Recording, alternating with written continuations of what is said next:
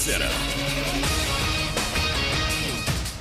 I'm Christine Lisi. Down 1-0 the Cavaliers have real concern about a couple of key players for Game 2 of their second-round NBA playoff series versus the Pacers tonight. Defensive Player of the Year Evan Mobley, forward DeAndre Hunter, and point guard Darius Garland all questionable. That puts more, but not everything, on guard Donovan Mitchell. ESPN NBA insider Brian Windhorst. He needs to be great, but he doesn't need to dominate the ball, because we've seen in his playoff history that when he takes super high volume shots, it doesn't always benefit his team, which is what happened in Game 1. Yeah, he scored 33. He took 30 shots. When he takes 30 or more shots in the playoffs, his teams dating back to the Jazz are 1-5. In Game 1, Mitchell was 13 of 30 from the field, including 1 of 11 from three-point range. Oklahoma City Sam Presti named NBA Executive of the Year. Kentucky Derby winner Sovereignty won't run in the Preakness Stakes, ending any chance at a Triple Crown for a 7th straight year. Florida basketball coach Todd Golden agreed to a 6-year, $40.5 million extension. Hey, it's Evan Cohen. Coming up Wednesday, the second round in the NBA playoffs roll on, and we'll continue to react to it all. It's Unsportsmanlike 6 a.m. Eastern right here on ESPN Radio, ESPN2, and ESPNU.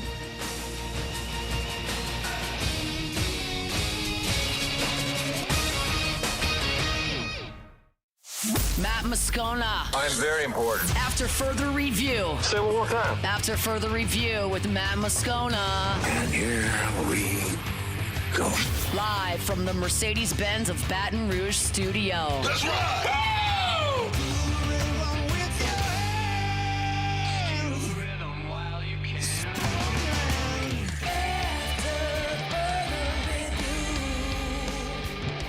And off we go. Welcome aboard. Glad you're with us. It's AFR, powered by Sunshine, your hometown John Deere dealer in Louisiana. I'm Matt. Hey, shut up, kid. Taylor Sharp.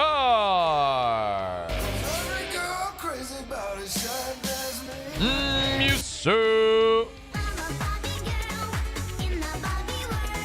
And a Mr. Toby Tom play.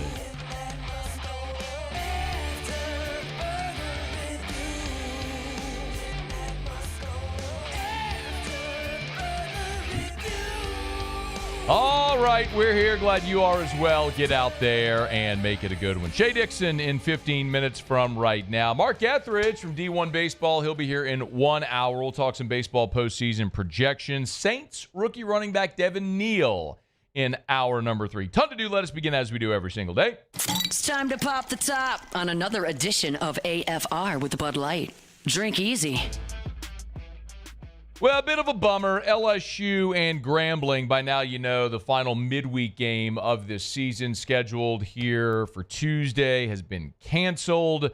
Inclement weather in and around the Baton Rouge area, expected to be in Baton Rouge throughout the entire night. So you had to make a call early because Grambling was going to be driving to Baton Rouge from Grambling. So before they drove all the way down here, you had to have a good sense of whether or not you were going to be able to play the game. So ultimately, they made the call because of rain projected all night throughout the Baton Rouge area to go ahead and cancel the game. It will not be made up, of course, because next week there is no midweek game as you get ready for the final week of the regular season, a road series for LSU at South Carolina. Remember, in the final weekend, all series are Thursday, Friday, Saturday to give teams an extra day before the SEC tournament. And we know this year there's a new SEC tournament format where all 16 teams make the field. And the entire tournament is single elimination. Not just those first days and then the weekend, but the entire thing throughout is single elimination. So got to find a way to get as many of those games in as you can while you're dodging raindrops in Hoover. A tradition unlike any other. So speaking of which, it's kind of been a tradition for LSU baseball this season. I know every year, it's just the nature of it in the springtime around here. You're going to have games interrupted by weather. This feels excessive this year. Have you totaled it up, Muse? Have you done a total? Well, this is what I can give you. All but 4 series this year, 4 weekends have had games moved. In the midweek, I mean, you had the impact with Northwestern State. Obviously, this one with Grambling. The first one against Nichols. The first one against Nichols, that was cold and rainy. It was cold and rainy, yeah. Cold and rainy. Yeah. But, yeah, every weekend series except for 4. So they played 10 weekends, right, already. No, you played 8. You played 11 weekends. Yeah. You played 11 weekends, so 7 of the 11 had been impacted by weather, and now this is the third midweek game impacted by weather. Yeah. That's a lot. That feels like a lot. It does. And honestly, the Oklahoma series could have been, the weather there sucked. Yeah, it was terrible. Kind of worked out in your favor. Yeah, it did. But, I mean. I'm a little bummed they're not going to play this one. Listen, when you look from an RPI standpoint, LSU's RPI is 9. Grambling's is 276. Playing the game does you no favors from an RPI perspective, but it also doesn't matter. You have 3 games this weekend against Arkansas, which is 5 in the RPI, so your RPI is going to be fine regardless. The reason you want to play these games is not, I'm not trying to have the midweek games don't matter conversation. Y'all know where I stand on it. It's the opportunity to get out there, number one, for your offense to see live pitching, and number 2, to get mound time for a lot of guys that you're still trying to get work. I mean, Maverick Rizzi was awesome for you in relief in game 1. Love to get him back out there and get loose again. Cooper Williams, same thing. You'd love to get William Schmidt another start. It's a guy who very likely at some point in the postseason you're going to count on to give you key innings. You'd love to get him out there and get more mound time, which is something you can't replicate. Yes, you can go tomorrow and have some intra-squad scrimmage. If guys were going to have a bullpen day, you just move it to live BP or something like that. So there's ways you can work around it, but there's just no replacement for actually getting to play a game with another team and seeing something that's unfamiliar. So that's a bummer that that's going to happen that way. They were hoping that the rain would hold off. It didn't, and now you turn your attention to Arkansas. Jay Johnson was on his coach's show on Monday night, and he did talk, by the way, about Maverick Rizzi, who in his inning and 2/3 of relief in game 1 was awesome. Of the 5 outs, he had 4 strikeouts. The 5 outs he recorded, is that right? 5 outs, 4 were strikeouts. He was awesome, and you're always going to have guys that step up when you get into the postseason, and maybe Maverick Rizzi's one of those guys. Very impressive and really good sign for us. You know, we've ran him out there a lot here recently, twice a week, because I do believe he has as high-end potential and upside as anybody on our pitching staff. And I think his best days are ahead of him, you know, being the rest of this season and obviously moving into next year. I think we're starting to really, really see some of that. And I thought, you know, in terms of SEC play, on the road, young pitcher, I think you clearly saw what we're so excited about. And, you know, his role will obviously expand as we're going forward. Yes, and when you're 6'9" and you throw 98, that's a reason to be excited.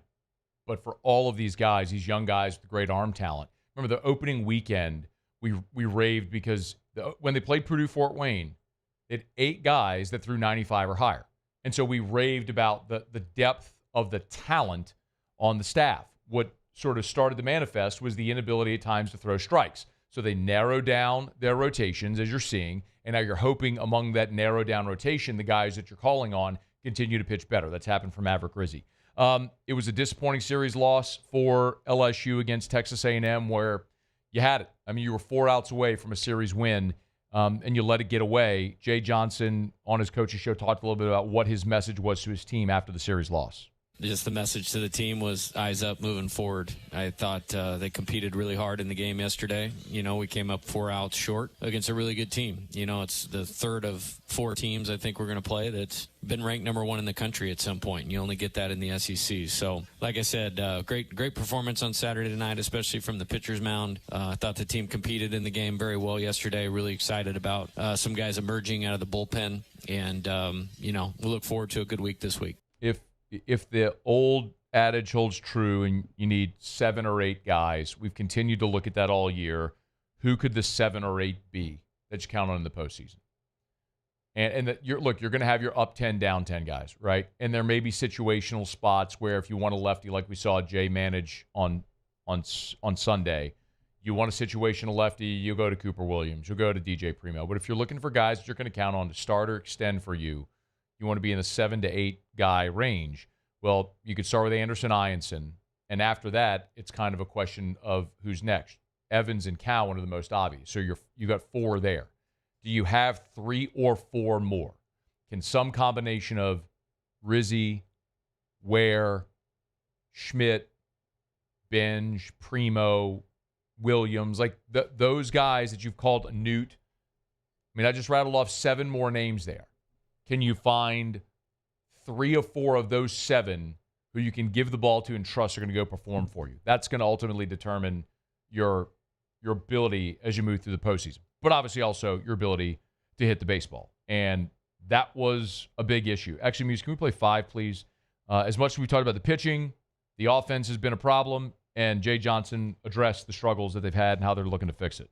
We're seeing a level of pitching that isn't normal for any time in college baseball. Now, with that being said, we want to control what we can control, which is, are we working at seeing the ball well to improve our swing decisions? Are we working at seeing the ball well to be on time? Are we staying committed to our plan with less than 2 strikes, with 2 strikes, and then putting in a lot of work? And we're not talking about huge strides for us to just about win almost every game that we play. We're talking about incremental improvement from each guy in the order. And so that's what we go down to. It's, it's one-on-one with Stephen Milam or Ethan Fry or Jared Jones. And we're going to keep chipping away at it. And it's not getting any easier, this weekend or in the postseason. So we just got to, pull up your bootstraps and get after it. And that's what we do. Tigers welcome in Arkansas this weekend to Alec Box Stadium. Of course, as Jay mentioned, at one point was the number 1 team in the country. The one thing, the note that if you're looking for the positive spin for LSU with Arkansas coming in is, well, this is a very impressive team that just swept Texas in Fayetteville. They've lost their last 2 road conference series to Georgia and Florida. And I understand Georgia has been a top 5 team in the country, and Florida is an ascending team right now. But there is something to be said for being a different team at home and on the road. Arkansas is 30-3 at home. They're 7-5 on the road. So, yes, I do think that this is an instance where the series flipping to Baton Rouge does benefit LSU. You're going to have a giant crowd all 3 days, and they should get in line behind your starting pitching. We'll see if the bats can maybe come around, ball fly a little bit out of the box this weekend. So no game tonight with LSU and Grambling. The weather has called it off. I'm disappointed by that because I did want to see him get out there, swing the bats, get some confidence, get some guys some mound time. But they'll move on through it. And they'll play Friday, Saturday, Sunday with Arkansas coming to town. All right, it is after further review. Our show open every day is brought to you by Bud Light. Drink easy with the great taste of Bud Light, the official beer of AFR, the official beer of the Tigers. You're going to be watching LSU this weekend, or you're going to be just hanging at the house. Remember, drink easy with the great taste of Bud Light, available at great local retailers everywhere. And I always love telling you about our friends over at Mockler Beverage. Of course, the local Bud distributor, and they've been such a great part of the community for more than 3 decades. This past weekend was emceeing Smoke 'em If You Got 'em, benefiting the Special Forces Charitable Trust, and Mockler was the presenting sponsor of that event because they support our military, they support our community. It's rare that you'll ever go to a church fair or any type of charitable event without seeing the Bud products, the Mockler products out there, because they're great supporters of our communities, as they have been for more than 3 decades. So drink easy with the great taste of Bud Light. All right, it's after further review. We're glad you're hanging out with us here. We will talk a little more baseball in about 47 minutes. This is top of hour number 2. Mark Etheridge from D1 Baseball will be here. They've got their postseason projections out. So national seeds, regional hosts, all that. Where does LSU slide in? How's the SEC looking now as a 16-team league? We'll talk about all that with Mark in less than an hour from right now. And Saints rookie running back Devin Neal from Kansas. He'll be here straight up 5 o'clock to start hour number 3. So we're glad you're hanging out with us. Let me knock out a quick break, y'all. Every Tuesday, we visit with Shea Dixon from On 3, the Bengal Tiger, talk a little Cruton. We'll do that next on AFR. After further review. We're brought to you by Rouse's, the official supermarket of the New Orleans Saints. Rouse's.com. Rouse's.com. Remember, you can always download the Rouse's app. I encourage you to do that. If you're shopping, download the Rouse's app. Select your items. Your personal shopper will go pick them out for you. You pull up in one of the designated spaces, and they'll bring it out to your vehicle. It's at Rouse's. Go to Rouse's.com. You can find the location nearest you at Rouse's.com or in the Rouse's app. And as always, boy, no matter what you're looking for, they got you covered. May is Pet Month. You may not know that. So they've got tons of great items on sale all month long for your pet, from treats and dog and cat food and all different types of things, supplements. You can check it all out at Rouse's all this month at May, with it being Pet Month. So treat your best friend, courtesy of our friends over at Rouse's, the official supermarket of the New Orleans Saints. Find the location nearest you with 70 locations from Lake Charles to Orange Beach, Alabama, and points in between. It's Rouse's. This feels like home. There it is, the extra mile, on the border of expected and extraordinary, for those willing to go further, like vans customized for work or play, with safety and tech to keep you connected. Supported by a 5-star sales, service, and finance team. And backed by the 1-star you know. So go the extra mile. It's never crowded. because so few have what it takes to go there. Mercedes-Benz Vans. These ice cubes could have been a thankless bed for an all-you-can-eat salad bar. But instead, they cradle and cool the crisp, refreshing Dos Equis. Nicely done, ice cubes.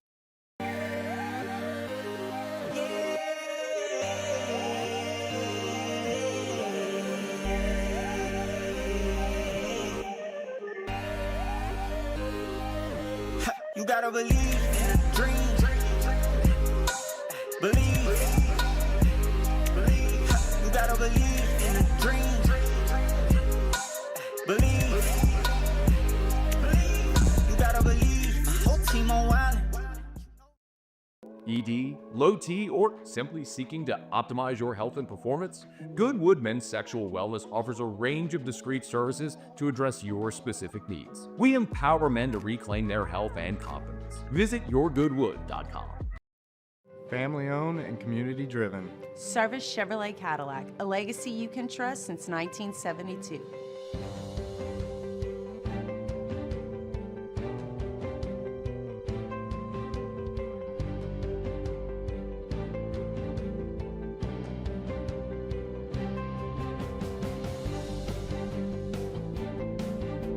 Service Chevrolet Cadillac, our family serving your family. For over 50 years.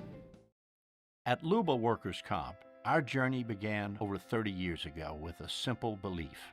Our clients come first. At Luba, our business has always been focused on people, not policies. Through every success and challenge, we've continued to grow because we've stayed true to our values, committed to providing you with genuine dependability. Because your well-being is more than a priority. It's our purpose.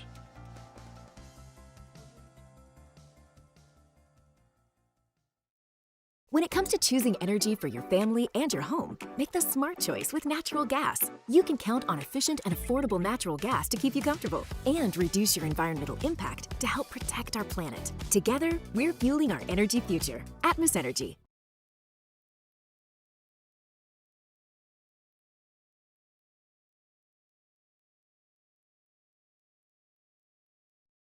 After further review, powered by Sunshine, your hometown John Deere dealer in Louisiana.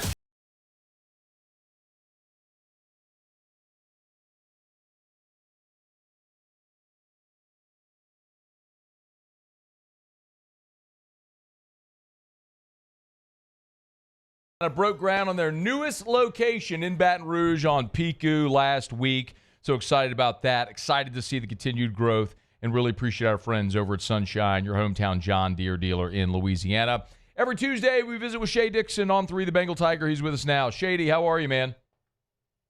I'm doing well, Matt. I made it to Pearl Jam, and I know you did as well. Yeah! I'm a little disappointed that you didn't holler at your boy, but honestly, amid a sea of about 200,000 people, we probably wouldn't have found each other anyway. Well, I can say this. I ran into another friend who had run into you or had seen you and described you as with an entourage of people. So didn't even stop and wave at you or anything as an avid listener to your show. So after hearing that, I said, he's fine. He doesn't need me. Well, he'll be just fine out here. We did have a herd. It was one of those where everybody was going to see Pearl Jam, and so we all somehow managed to make it happen together. And so, yeah, a lot of people went down. It was a good time, man. First of all, what did you think? Give me your assessment as a big Pearl Jam fan. Well, I was playing with house money off start because I think they opened with Corduroy. So as one of my top Pearl Jam songs, I was easygoing from then on out. I had also seen them over the summer by themselves. Right. So we were kind of in the back, and people were like, hey, we can't hear as well as maybe you think. But I enjoyed it. I also found it fascinating. They were one of the final shows, and anyone who's been to Jazz Fest knows they clear you out pretty quickly. But as you said, it was a horde of people. It was a horde of people everywhere. But probably like 5 songs into Pearl Jam, half the people that were in our area had packed up and were already kind of trying to hit the gates and beat traffic or whatever it might be. So midway through Pearl Jam, it was wide open for us. It was almost as if nobody had been sitting there. So that got an A in my book. People leaving early, A plus in my book. Suffice to say, Shea, where I was, ain't nobody left early, dog. We were sardined about 30 feet from the stage, front left. I'm sorry, not 30 feet. I was about 30 yards front left. But I had a great view, great set list. Thought it was awesome, man. Had a great time all the way around. Okay. Also over the weekend, LSU landed A.J. Halsey out of Houston. I think we had all anticipated this. How did it all come together, Shea? And he waited till after Pearl Jam to do it, so he did it the next day, which was very kind. Very thoughtful, very considerate of Mr. Halsey. Yeah, we had talked a week ago. Look, we talk every Tuesday. I guess last week was a Tuesday when we talked. And on Monday, he had made that visit to Miami. We're talking about a kid out of Houston that was all Big 12, played at Houston, but is from Texas, all Big 12 player. Has got a year left, had contemplated going to the draft, decided he'd go to the portal.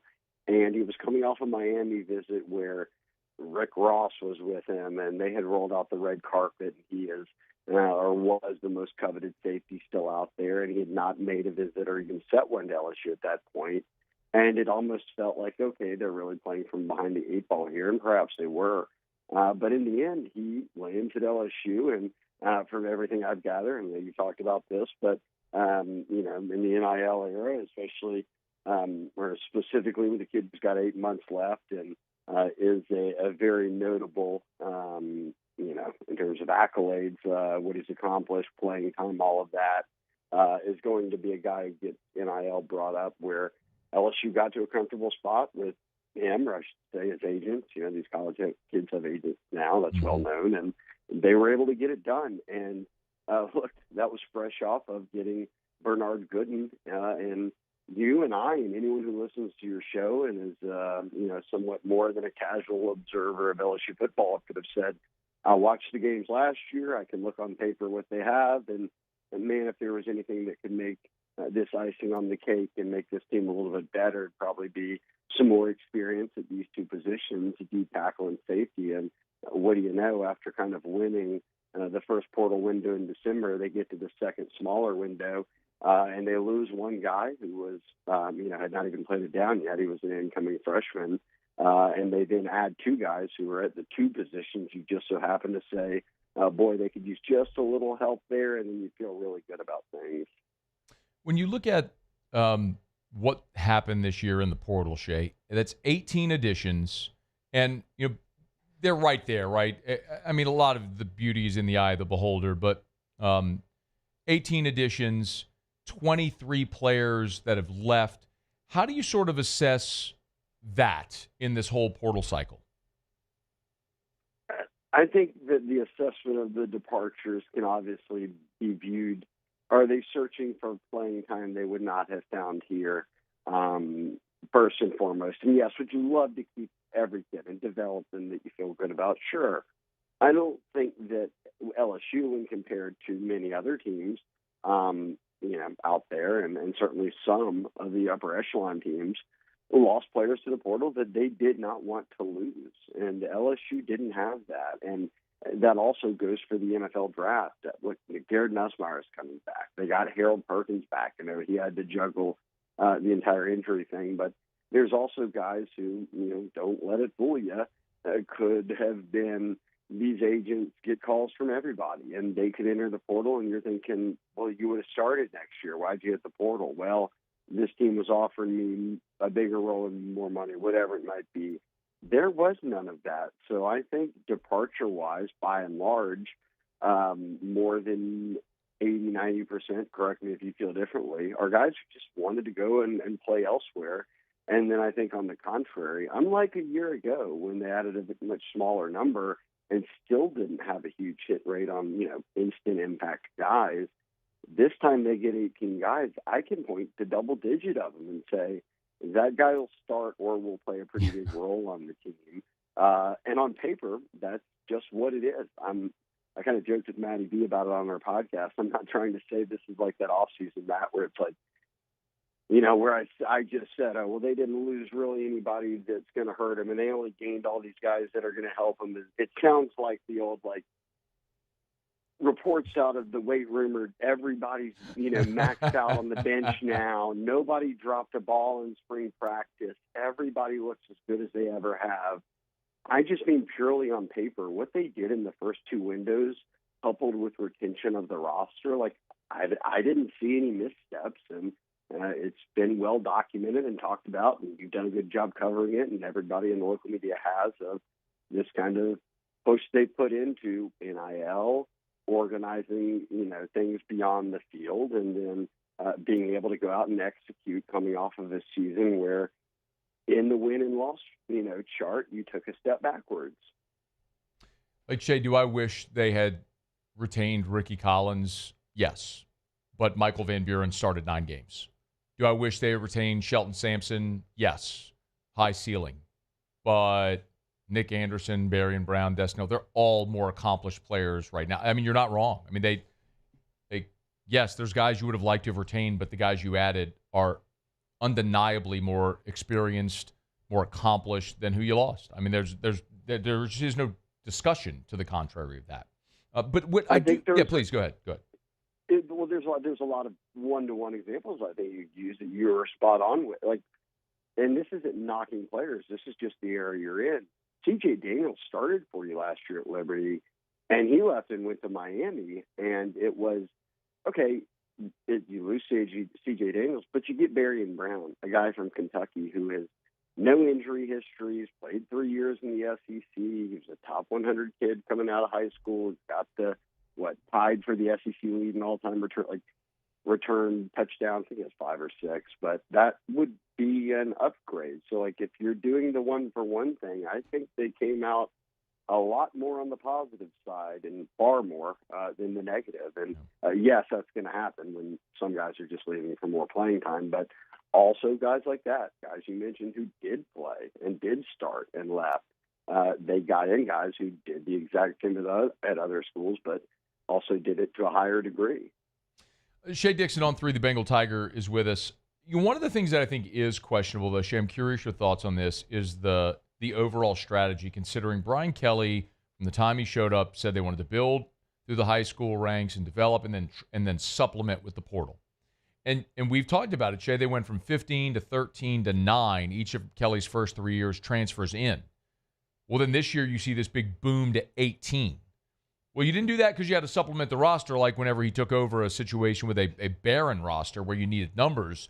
This was intentional. So do you think we're seeing a fundamental shift in the way LSU is choosing to build their roster in this era? No, I don't. I think we're overlooking in that specific to exactly what you're talking about. There could be oversight in truly where the roster was at when they took over. Did they improve it over time? Yes, but it's still turning over every year. So did you want to ride into this year developing E.J. Woodland, Ashton Stamps, Deshaun Spears, all of these guys in the secondary who are your promising younger guys, Michael Turner, I mean, you could continue to name them.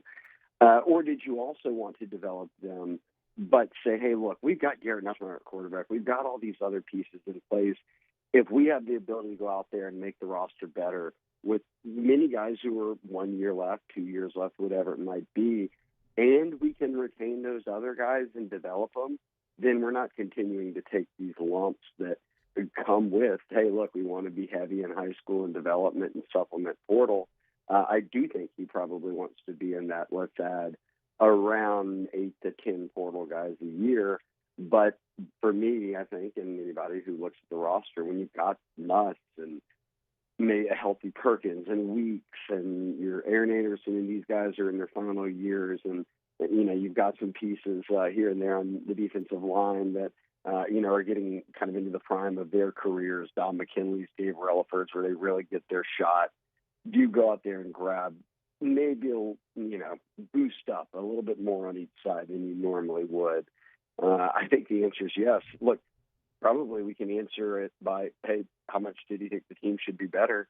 They took a portal punter last year and went out and just took one this year again to replace that one who didn't play as much because he split 50-50 time with the other punter on roster. So I think it just became one of those things when they like I said, win-loss, you take a step back. How can we still develop, not lose a ton of guys that we want to retain and develop, but also make us better to capitalize on this next year where you saw it with Tennessee. You can go 10-2, not make the SEC title, and go to the playoffs. If the playoffs are the goal and this is your most talented roster, 10 wins should be within reach. So I think this is probably a culmination of all of that. I think we see that number come down a good bit if they're continuing to be able to retain at the rate they have. Okay.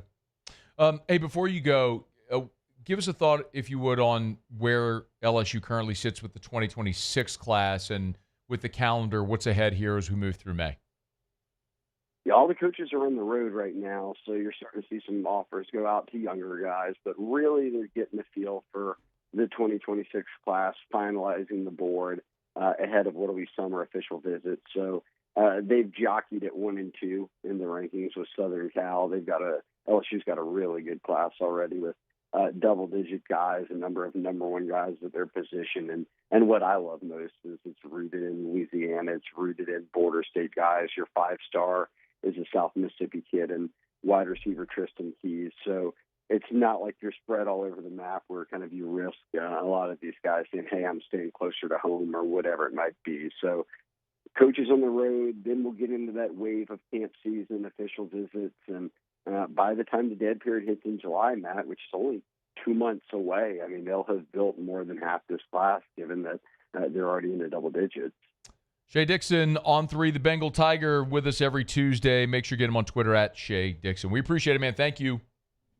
Absolutely. Thanks, Matt. All right, man. We'll talk next week. Brought to you by Relief Windows and ReliefWindows.com. Windows, doors, siding. Oh, yeah. They do shutters as well over at Relief Windows, and they do it better than anyone. You know, we talk about windows, and, of course, those doors as well. You know, they come in a composite material that comes finished in whatever color you want. So you're not painting. They're not going to chip, crack, peel. Comes finished in your favorite color, so you're done forever. Do it once. You're done forever. It's Relief Windows and ReliefWindows.com. Windows, doors, siding, shutters as well over at Relief Windows and ReliefWindows.com. All right, let me knock out a quick break, y'all. We'll go around the SEC. When we come back, about 30 minutes from right now, Mark Etheridge from D1 Baseball is going to jump aboard with us. Also, next hour, ran across something interesting today. It was a reason for optimism for all 32 NFL teams.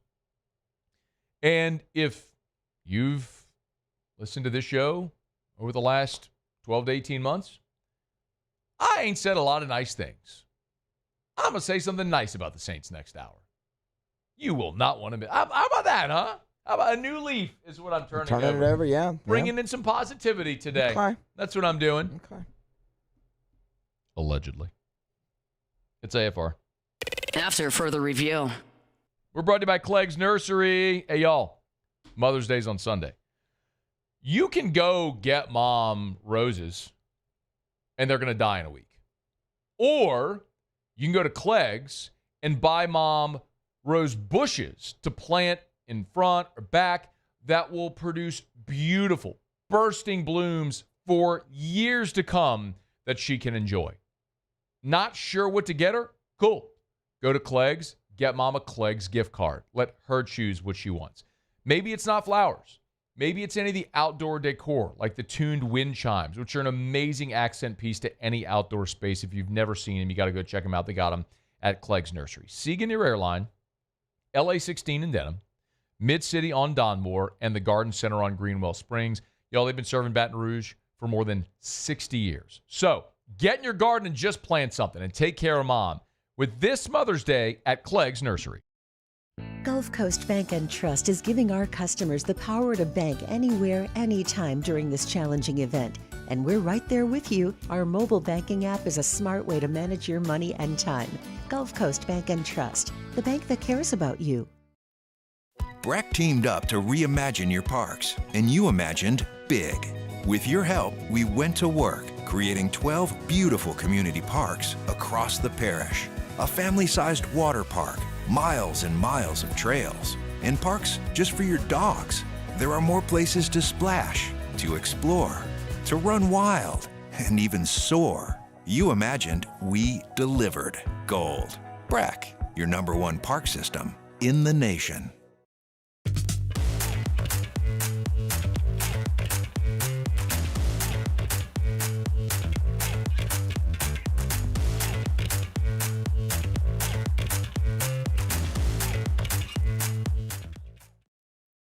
The Windsor Senior Living Community in Mandeville, Louisiana is a beautiful, vibrant apartment community geared towards seniors. They are nestled right in the heart of Mandeville, where seniors live a more carefree lifestyle in spacious apartments with the peace of mind that comes from having a little extra help. Call the Windsor at 985-624-8040 to schedule a lunch and tour. Come see how the Windsor can be your passport to peace of mind. Men, age is just a number. Don't let it dictate how you feel. Goodwood Men's Sexual Wellness has anti-aging services that can help you look and feel your best. Visit yourgoodwood.com and discover a renewed sense of vitality. These are the luckiest ice cubes in the world. They could have been a thankless bed for an all-you-can-eat salad bar, but instead, they've been called upon to cradle and cool a crisp, refreshing Dos Equis. Looks like the lucky just got luckier. Dos Equis. Gulf Coast Office Products is a nationally recognized Savin office equipment dealer based right here in Louisiana. Over 100 employees strong, Gulf Coast has the boots on the ground to support all vertical markets, from education, engineering, legal, and finance. With the latest in office technology, from desktop to production segment units, Gulf Coast and Savin have the perfect fit for you. Call 225-756-2644. That's 756-2644 for Gulf Coast Office Products.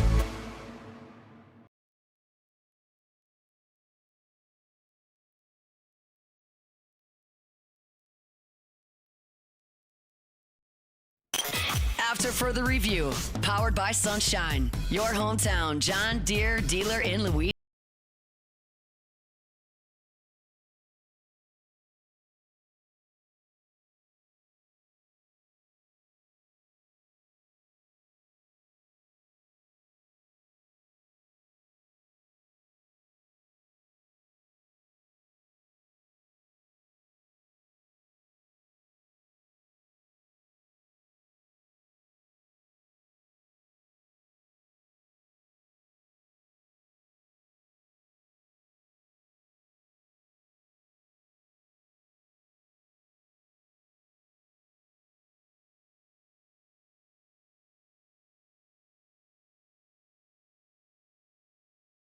For 3 children in Louisiana facing life-threatening or terminal illness, they'll get their dream granted thanks to Dreams Come True of Louisiana and all of you. So thanks sincerely to everyone who opened their wallets or hearts and contributed to our Dreams Come True of Louisiana Radiothon. It is After Further Review. We are powered by Sunshine, your hometown John Deere dealer in Louisiana. We're glad to have you aboard with us. Go around the SEC in just a quick second. Late last week, we opened up a poll question surrounding Zion Williamson because the trade rumors had kind of started to percolate a little bit as to whether or not the Pelicans might be entertaining trading Zion. A new executive vice president for basketball operations, Joe Dumars, was asked about in his introductory press conference because there was a piece out there from Schmidt Dua who said that the directive was clear, that ownership was hiring Joe Dumars to trade Zion. I'm paraphrasing. But anyway, Joe Dumars deflected that, and I used it as an open door just to kind of get a finger on the pulse of where you all felt, if you felt the Pelicans should trade Zion Williamson. In the early returns, I think it was like 60-40 trade him. That was very, very early. Where did we land, Muse? Not much differently from there. 64.6% says trade him. 35% says keep him. I just don't know what you think you're going to get. Like, when I hear the trade him and get picks, you realize this is the NBA draft? Like, picks don't mean squat in the NBA draft. Like, you have a very select number of lottery players that are deemed elite talents. And the rest of the draft, you're looking for bench depth, rotational guys. Like, your best path forward is finding a way to get Zion Williamson bought in physically. Like, and you can say the onus is on him, and I don't disagree with you. He's a grown man making a lot of money. But organizationally, maybe it's putting the right people around him to explain to him why this is so important to maximize his physical ability.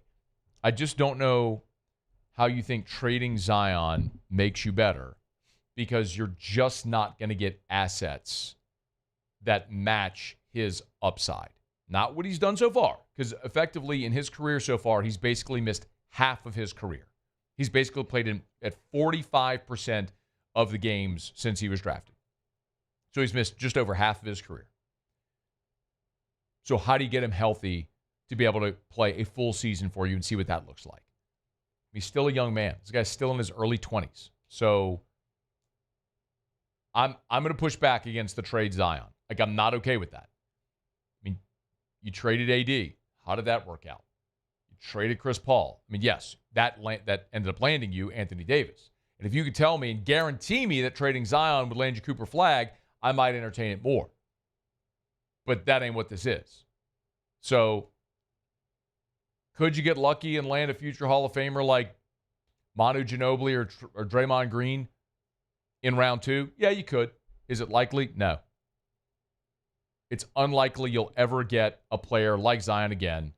The whole is greater than the sum of the parts. You can give me 6 players, draft picks, whatever.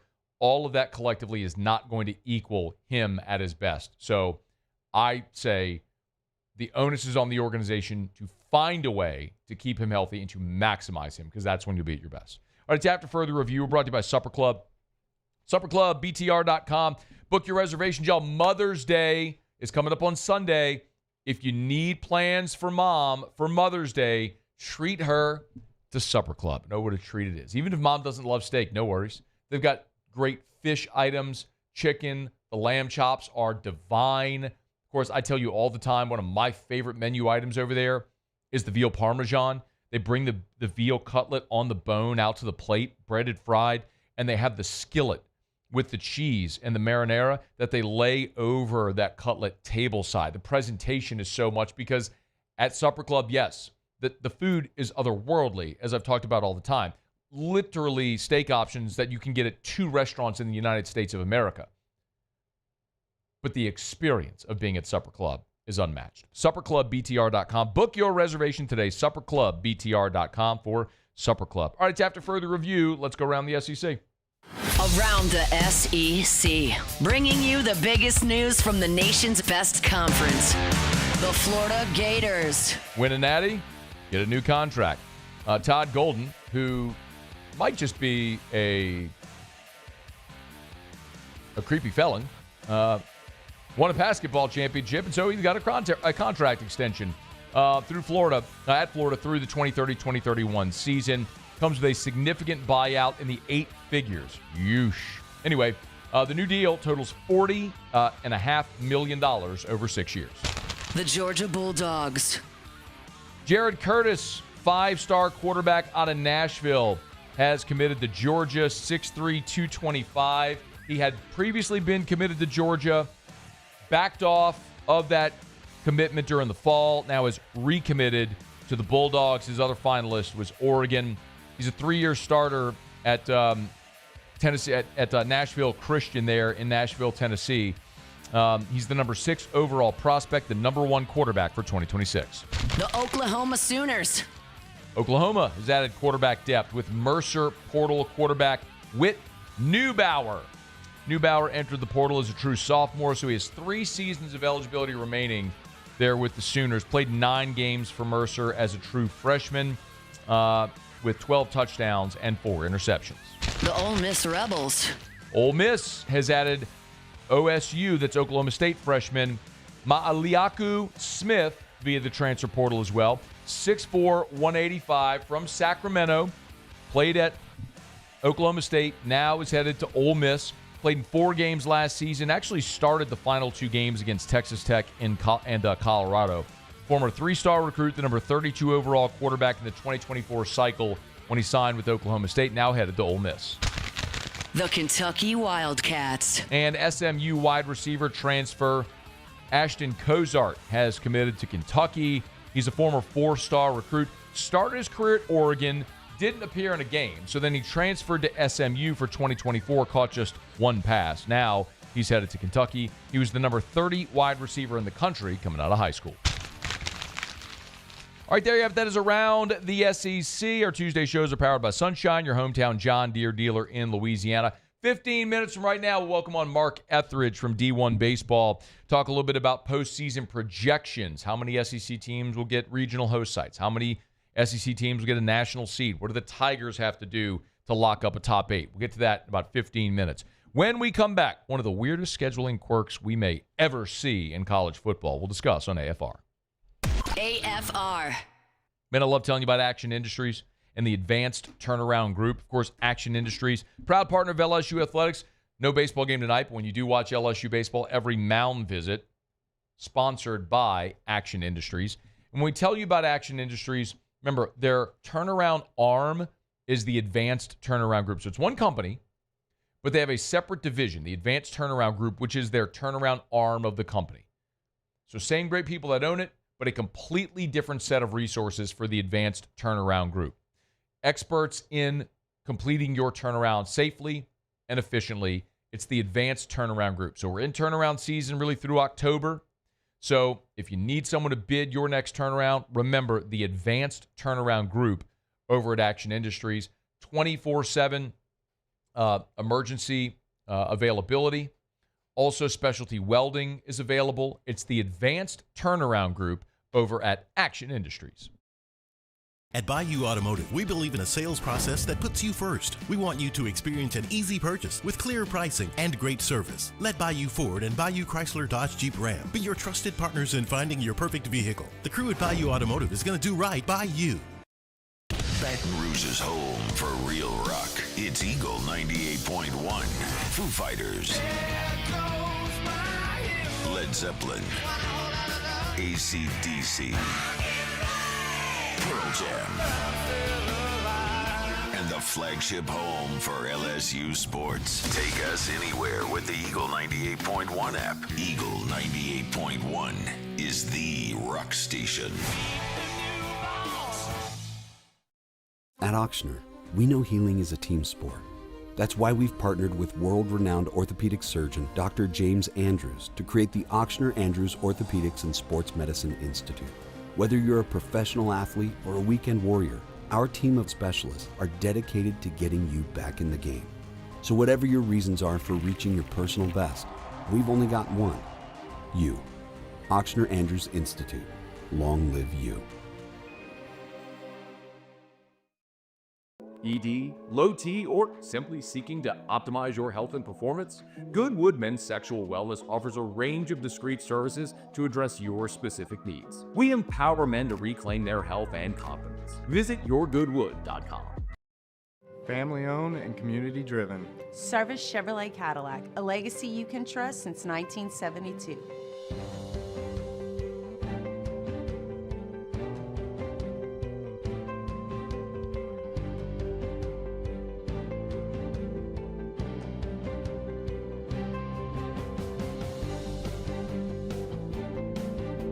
Service Chevrolet Cadillac, our family serving your family. For over 50 years. At Luba Workers' Comp, our journey began over 30 years ago with a simple belief: our clients come first. At Luba, our business has always been focused on people, not policies. Through every success and challenge, we've continued to grow because we've stayed true to our values, committed to providing you with genuine dependability. Because your well-being is more than a priority. It's our purpose.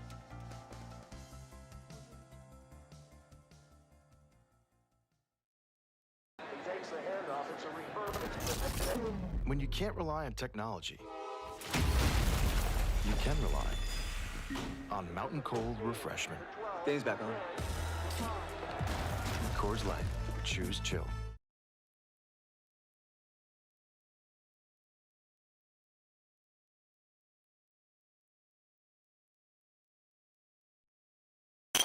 After further review, powered by Sunshine, your home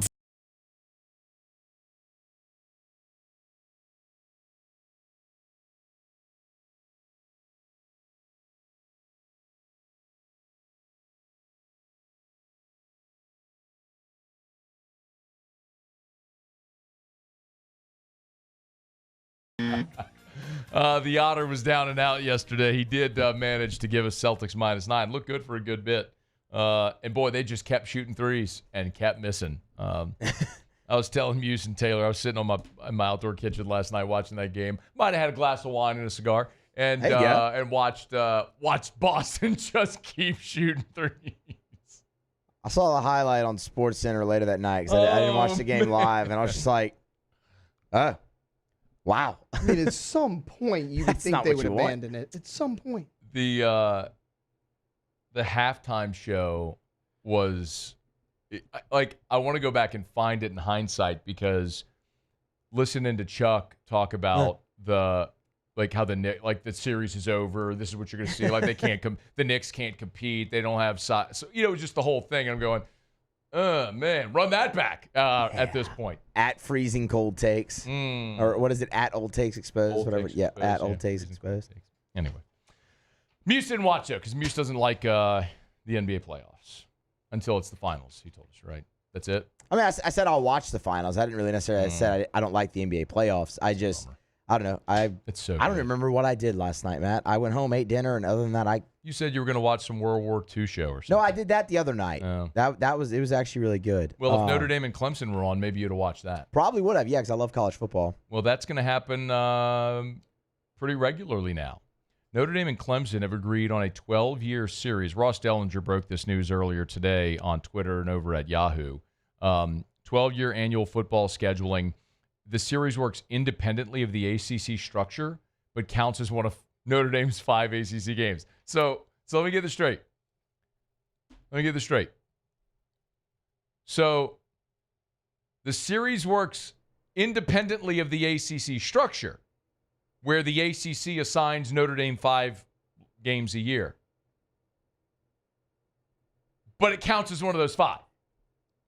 So basically what happened is Notre Dame and Clemson went together and said, hey, before you put together the ACC schedule, for a dozen years, we're playing each other every year, just so you know. Do whatever you want, but start there and build the rest of the thing around that because that's what we're doing, whether you like it or not. I mean, can you imagine? And by the way, the reason they're doing this, so the ACC's revenue sharing model, what they're doing is the ACC will take 60% of the revenue from the media deal with ESPN and will distribute it to the schools proportionally based on viewership figures. So whichever teams generate the most viewership are going to get the most revenue share, right? So naturally, Clemson and Notre Dame are like, hey, I got an idea. You meet me, huh? You meet me, you, huh? 12 years, let's do it. Like, can you imagine? Like, let me put it to you this way. Can you imagine if this would be like if Alabama and Tennessee decided we're doing a scheduling thing. We're putting on our schedule every year for 12 years. And then you told the SEC, hey, we're playing every year. You do whatever you want with your schedule, but we're playing every year no matter what. So figure it out, whatever you do after that. But this is already locked in. Oh, wait, that's what they do already. Never mind. Sorry, that is how this works. Yeah. So, yeah, it's exactly how it works, as a matter of fact, yeah. On the same date in October every year, the same weekend in October every year, too. So, I get it. I get why they want to do it.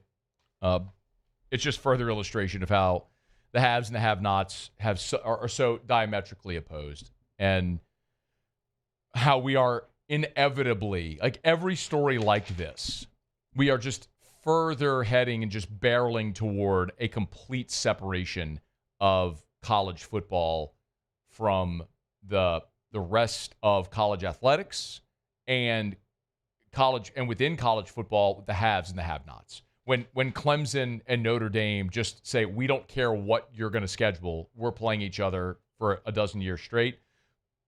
Everyone else in the league, be damned, figure it out. It just shows no one is in it for the totality of the league. Everyone is in it for self-preservation, no matter how it has to go. And when that's the case, a separation is the only inevitable end. All right, it's after further review. We're glad you're with us. We're brought to you by Shawbills Tire and Auto Service. ShawBillsTire.com, ShawBillsTire.com, with locations all over South Louisiana. Hey, remember, now through May 16th, Shawbills has an awesome deal on on all new all new installations, you can get a $118 value on all new tires. It's free installation on all tires now through May 16th. So buy tires at Shaw Bills. They'll give you free installation. It's a $118 value when you use your Shaw Bills credit card. Learn more online at ShawBillsTire.com, ShawBillsTire.com. That's ShawBillsTire.com with locations all over South Louisiana. Name brand tires at wholesale prices. Shaw Bills, where we keep you rolling. All right, y'all, it is After Further Review. Putting a button here on hour number 1. SportsCenter's coming up. Get you caught up on national headlines. When we come back, we'll talk a little college baseball postseason projections with Mark Etheridge of D1 Baseball. AFR. Okay, y'all, Mother's Day is on Sunday. You got any gift for mom yet? I got an idea. Lee Michaels Fine Jewelry. LMFJ.com. LMFJ.com. Listen, there's 9 locations in all. 2 in Baton Rouge, Corporate Boulevard in Bocage, Mall of Louisiana. They've also got New Orleans, Lafayette, Shreveport. But listen, if you go to the website at LMFJ.com, right there on the homepage, you'll see the Mother's Day gifts from David Yurman. You can click on that, and you could see dozens of exquisite gifts from Lee Michaels Fine Jewelry, no matter your budget. LMFJ.com, LMFJ.com. Beautiful necklaces and bracelets, and pendants and rings and watches. So many amazing options. Sure to thrill mom this Mother's Day. If it's your mom or the mother of your children, make sure you thrill her with a gift in the red box this Mother's Day from Lee Michaels Fine Jewelry. Check them out online at LMFJ.com.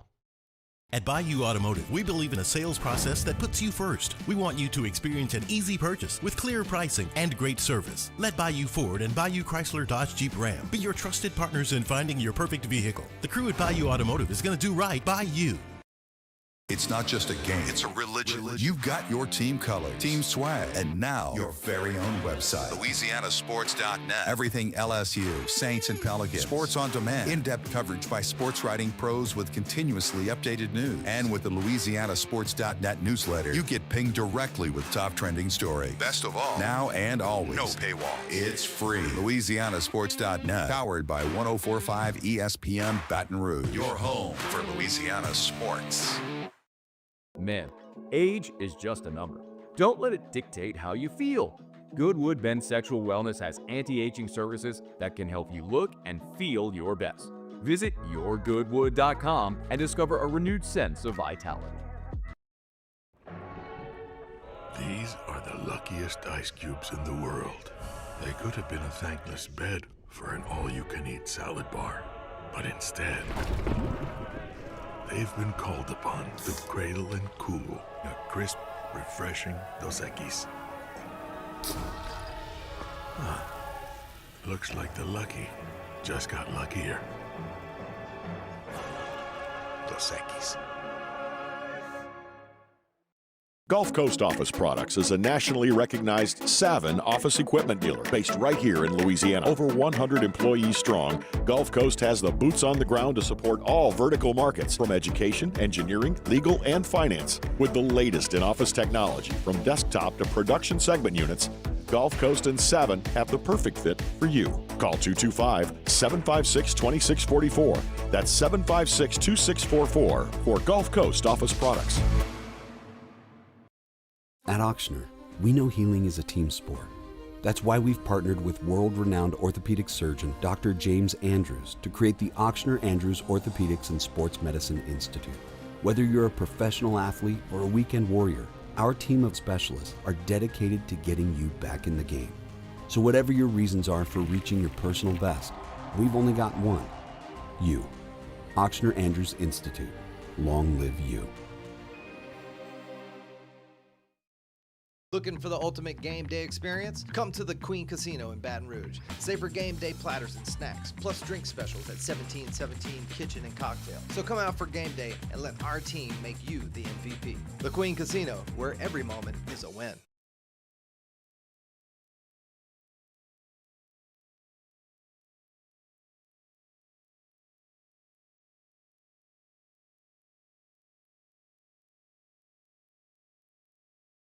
And WDGL HD2 Baton Rouge. This hour brought to you by Spencer Callahan Injury Lawyers. LA 21 12681. Offices in Baton Rouge.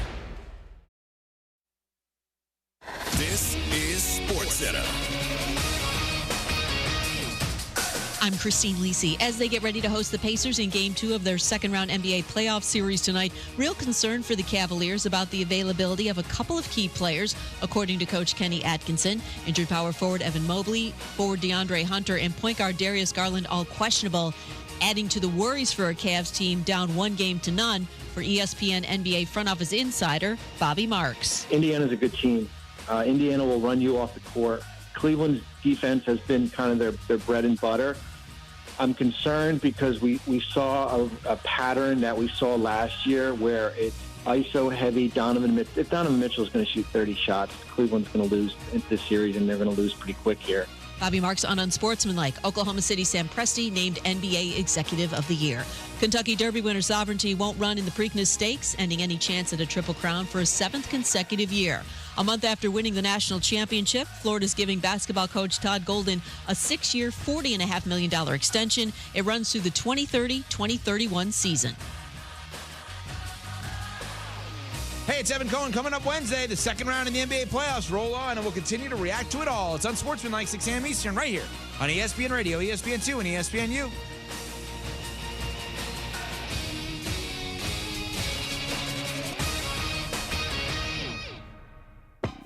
Matt Moscona. I'm very important. After further review. Say one more time. After further review with Matt Moscona. And here we go. Live from the Mercedes-Benz of Baton Rouge studio. Let's rock! Go!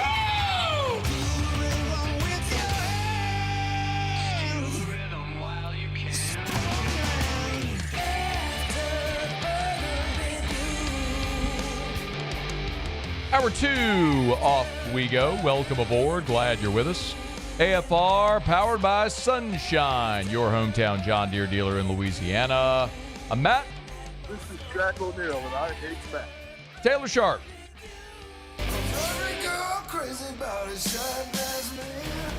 Muso. And Mr. Toby Tom Blake.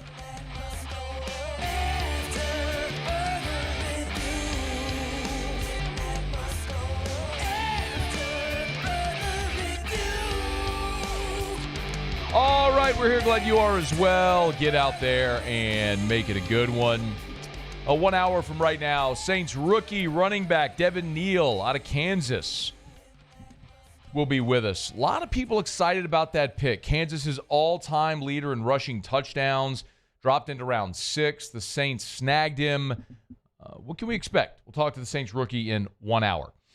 2 weekends left in the regular season for college baseball. Of course, it'll be conference tournament weekend. We're barreling toward Memorial Day. And, of course, on Memorial Day, we celebrate those brave women and men who died for our freedom. We also get the bracket reveal for regionals. And if you look at D1 Baseball's latest regional projection, not only do they have LSU as a national seed, firmly as a national seed, as the number 4 seed in their field of 64. Mark Etheridge from D1 Baseball, good enough to join us for a couple minutes to talk about it. Mark, we appreciate you, man. How are you? I'm doing great. You know, this is my time of year. We had a couple of weeks left until we get to Hoover, then we get the bracket reveal, then we have the postseason. I mean, there's just so much to talk about. Let's start with LSU. Not just a national seed, but firmly there as a 4. What was the conversation among your group like to land LSU squarely as a 4? Yeah, I think behind Texas, and we felt like Arkansas was pretty much the second team. And then after that, there was a big clump of teams. And then you're trying to decide, what do you like, what do you don't? We feel like whoever wins the ACC is going to get, you know, a really lofty seed as well. And that's why we went with Florida State is our pick there at 3. And then after that, it was LSU. And I think that the big selling point on them is that with Cade Anderson and Anthony Ianson, that looks to me, and I think the rest of the group agreed with me, that's the best 1-2 punch on the mound in the country. And when you've got that sort of upside, and you go into the postseason where you're not using as many pitchers, we really like where they're going to be. Then when you look at and what they've been able to accomplish, some big wins. I know other than the Auburn weekend, LSU's been pretty consistent, and I didn't feel any worse about them losing at A&M, who's really playing well, than if they'd won. I feel the same. It was just, Cowan's been really good all year. He made one bad pitch, and boy, did Caden Sorrell take advantage of it. Yeah. And that was really the game and the series. And so it could have really gone either way. So I didn't, I feel the same way about them had he struck him out there. With 6 SEC games to go, what do you think LSU needs to do to lock up a top 8? And the other part of the question, Mark, is what would have to happen for them to fall out of that top 8? Well, they do not control their own destiny unless they go crazy and maybe win 5 games, something like that. Other teams could come catch them if somebody else got hot and then had a conference tournament run. But what works in their advantage is a lot of the contenders are in the SEC. Mm-hmm. So somebody's going to lose in Hoover. And I do feel like you could get to, say if LSU goes 3-3, they lose to Arkansas, they lose 2 out of 3, but then win 2 of 3 at South Carolina, finish 3-3. It's kind of a status quo, but I do feel like that would leave them vulnerable to a couple other teams, maybe an ACC, maybe an SEC, somebody else making a run and kind of crowding them out. Maybe you got 9 teams for 8 spots. That would really be the way it would go. Certainly, if they went 2-4 and lost some games in Columbia, that would that could hurt. But I really feel like LSU, it's theirs to lose, barring something like that happening. You also project over D1 baseball 5 SEC teams to earn national seeds. Let's walk through that, Mark, because man, that's a big number. Is that just a product of the league swelling? I mean, it's a 16-team league, so you're gonna gobble up more of the field now. Yeah, there's a couple of things that work there. One is, you add Texas and Oklahoma, 2 really good programs. You have the unbalanced schedule, so you have teams that are, you're missing, some of your heavyweights miss each other, and also the bottom is as bad as it's ever been. Missouri's winless. South Carolina's got 5 wins. Those are historically bad bottoms, so you're able to get more wins if you play those teams. And I think the other part of that is the SEC's done so well in non-conference, the RPI is really propped up. If you pull up the RPI and just look at the top of it, it's dominated with SEC teams.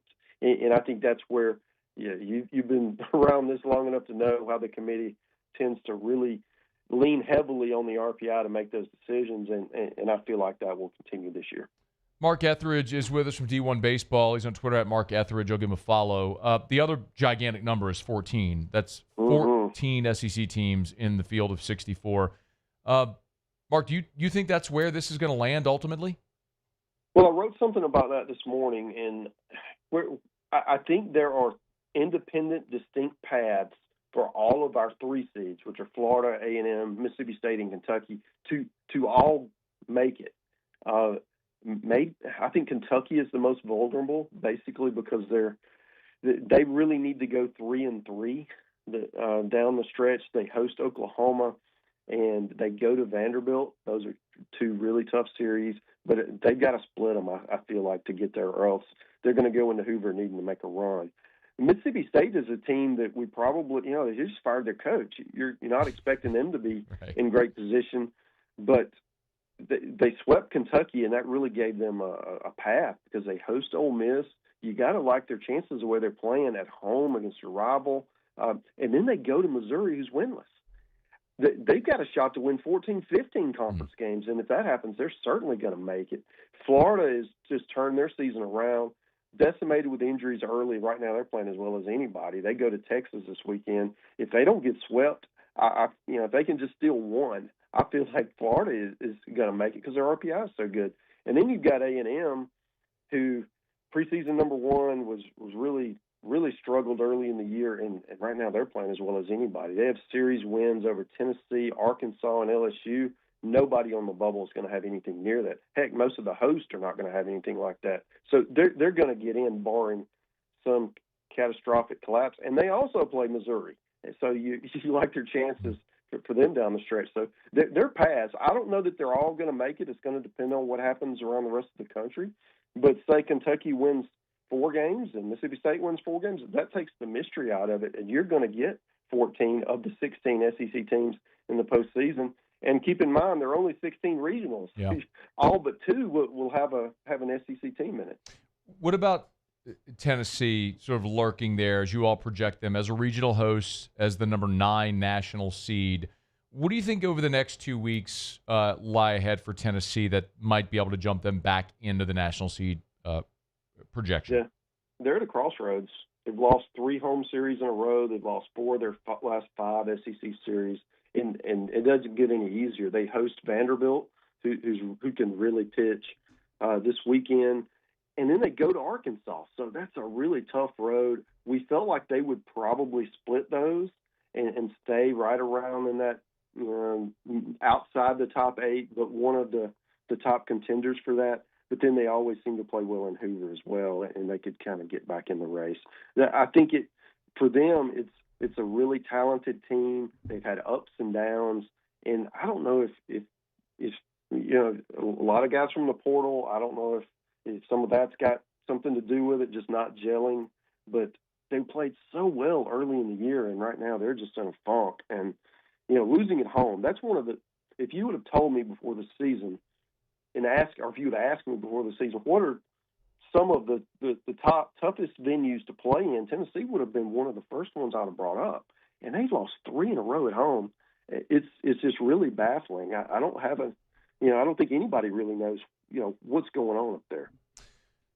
Hard to repeat, man. It is so hard in the sport, as we well know. We're so, Mark, SEC-centric here, but give me a thought or a storyline, one of the big conversations as you all were putting this field together outside of the SEC that was maybe debated, contested, that you all discussed.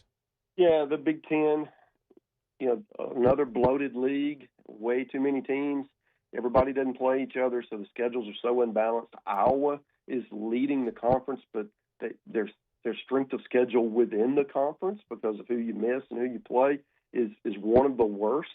So you kind of look at that conference record with a jaundiced eye, right? Because you don't know. It's hard to evaluate, and their RPI is not good. They could actually win the Big Ten, or at least have the best record in the Big Ten, and their RPI is in a position where they might not make the tournament. And that's something that we struggled with, because you see that with mid-majors. Yeah, right? Sure. But you don't see that in, quote, a power league, and the Big Ten's a 4th-rated conference. So that's one of those, right? In these larger leagues, how do you evaluate it, because the schedules are so unbalanced? Could a team like Southeastern in the Sun Belt be a bid stealer? Yeah, they absolutely could. I mean, we had them in as an automatic. They're right on that cusp. They would be short right now. Okay. But with a strong finish, certainly, and their AD is on the committee, so you never overlook that. The head of the committee, as a matter of fact, J.R. Teagues was with us last week. You can't be part of that conversation when they discuss your team, but I'd imagine you might be able to shove an elbow in somebody's ribs to make sure you get your way if you need it. It's funny when you look back through the years how often things kind of break in those committee teams' favor. Yeah. He is Mark Etheridge. Get him on Twitter at Mark Etheridge. Go read him over at d1baseball.com. Good stuff, Mark. We appreciate the time, man. Thank you. Absolutely. Take care. That's our pleasure. It's After Further Review. We appreciate Mark for spending a couple of minutes with us here. We're brought to you by Parish Construction and Roofing, parishbuilt.com, parishbuilt.com. Tell you every day, do business with someone you know. I was actually just checking our Parish group text, and we got a hail strike app that we subscribe to, so we can tell when there's severe weather, when there's hail. And there has been hail in the area and across South Louisiana today, 1-inch hail. So if you had hail in your area, of course, there's even more severe weather coming through. Tornadoes possible. The hail threat is possible as well. And there's hail on the ground. I'm looking here at photos. Hail on the ground. Golly, that's massive. In New Iberia. So if you're in the Lafayette, New Iberia area, we are more than able to help you. No matter where you are in the state of Louisiana, we tell you all the time, do business with someone you know. That's me, that's Terrio, that's Richard Tilley, that's Joe Morales, Trent Davis, our great staff. We'd love to help you out. repairs, replacements. If you need an inspection, we can always offer that free, no-obligation roofing inspection. As a matter of fact, if anyone ever tries to charge you for a roof inspection, run and hide the other way, and we always encourage you to ignore the door knockers. We're actually, there's a bill moving through the legislature right now that would make door knocking for roof companies illegal. It's trying to, effectively, the Louisiana Roofing Contractors Association trying to purge out the bad apples and hopefully help Louisiana homeowners rely on reputable, licensed companies. That's us, Parish Construction and Roofing. Do business with someone you know, parishbuilt.com, parishbuilt.com. All right, y'all, it's after further review. We will talk in 45 minutes with Devin, Neal, Saints rookie running back. But when we come back, I have spent a lot of time over the last year plus hammering the New Orleans Saints. And quite honestly, it's because there ain't been a lot of positive to say. I mean, you let me know if you feel different. It's not like I'm just ignoring the good stuff. You win 5 games, you fire your coach, your GM has the worst cap situation in the league. Like, your quarterback's out here giving sermons about his injury. I mean, there just ain't a lot of positive stuff to say. I'm going to say something positive about the Saints when we come back next. It's AFR. AFR. Love telling you about Goodwood Men's Sexual Wellness, but something that I really want to stress, especially with Mother's Day coming up this weekend. So Goodwood is also partnered and owned by Unique Physique, and coming soon, Unique Aesthetics.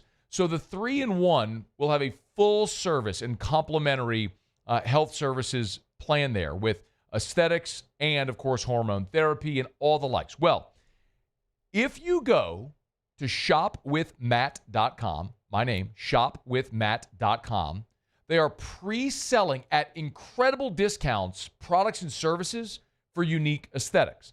Botox, skin tightening and lifting, of course, gift cards, laser, hair removal, other things like body contouring, sculpting, filler, all the micro needling. And right now, the lowest prices you will see.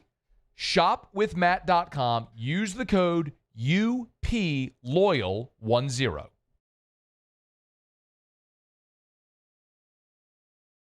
Of expected and extraordinary for those willing to go further, like vans customized for work or play, with safety and tech to keep you connected, supported by a 5-star sales, service, and finance team, and backed by the 1-star you know. So go the extra mile. It's never crowded because so few have what it takes to go there. Mercedes-Benz Vans. Gulf Coast Bank and Trust is giving our customers the power to bank anywhere, anytime during this challenging event. And we're right there with you. Our mobile banking app is a smart way to manage your money and time. Gulf Coast Bank and Trust, the bank that cares about you. ED, low T, or simply seeking to optimize your health and performance? Goodwood Men's Sexual Wellness offers a range of discreet services to address your specific needs. We empower men to reclaim their health and confidence. Visit yourgoodwood.com. These ice cubes could have been a thankless bed for an all-you-can-eat salad bar. But instead, they cradle and cool the crisp, refreshing Dos Equis. Nicely done, ice cubes.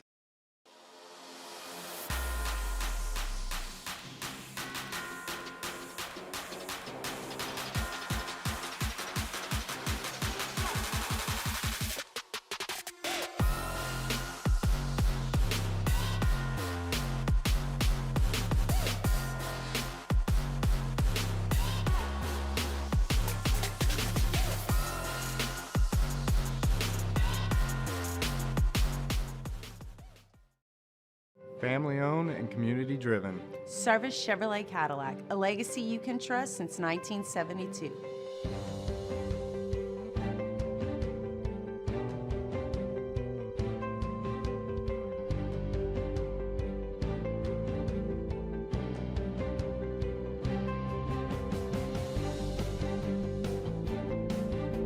Service Chevrolet Cadillac, our family serving your family. For over 50 years.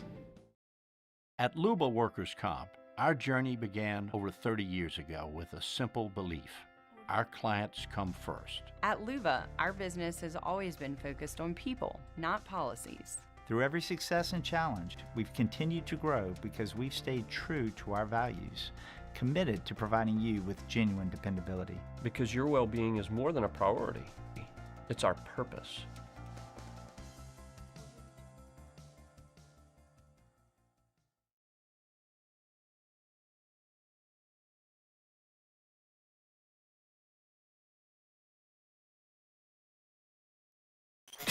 After further review, powered by Sunshine, your hometown John Deere dealer in Louisiana.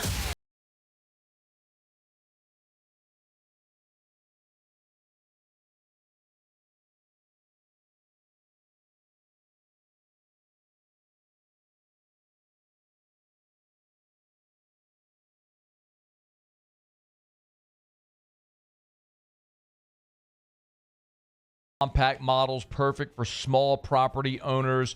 So you got to check it out right now. A 1023E with the loader, $202 per month. That's $16,995.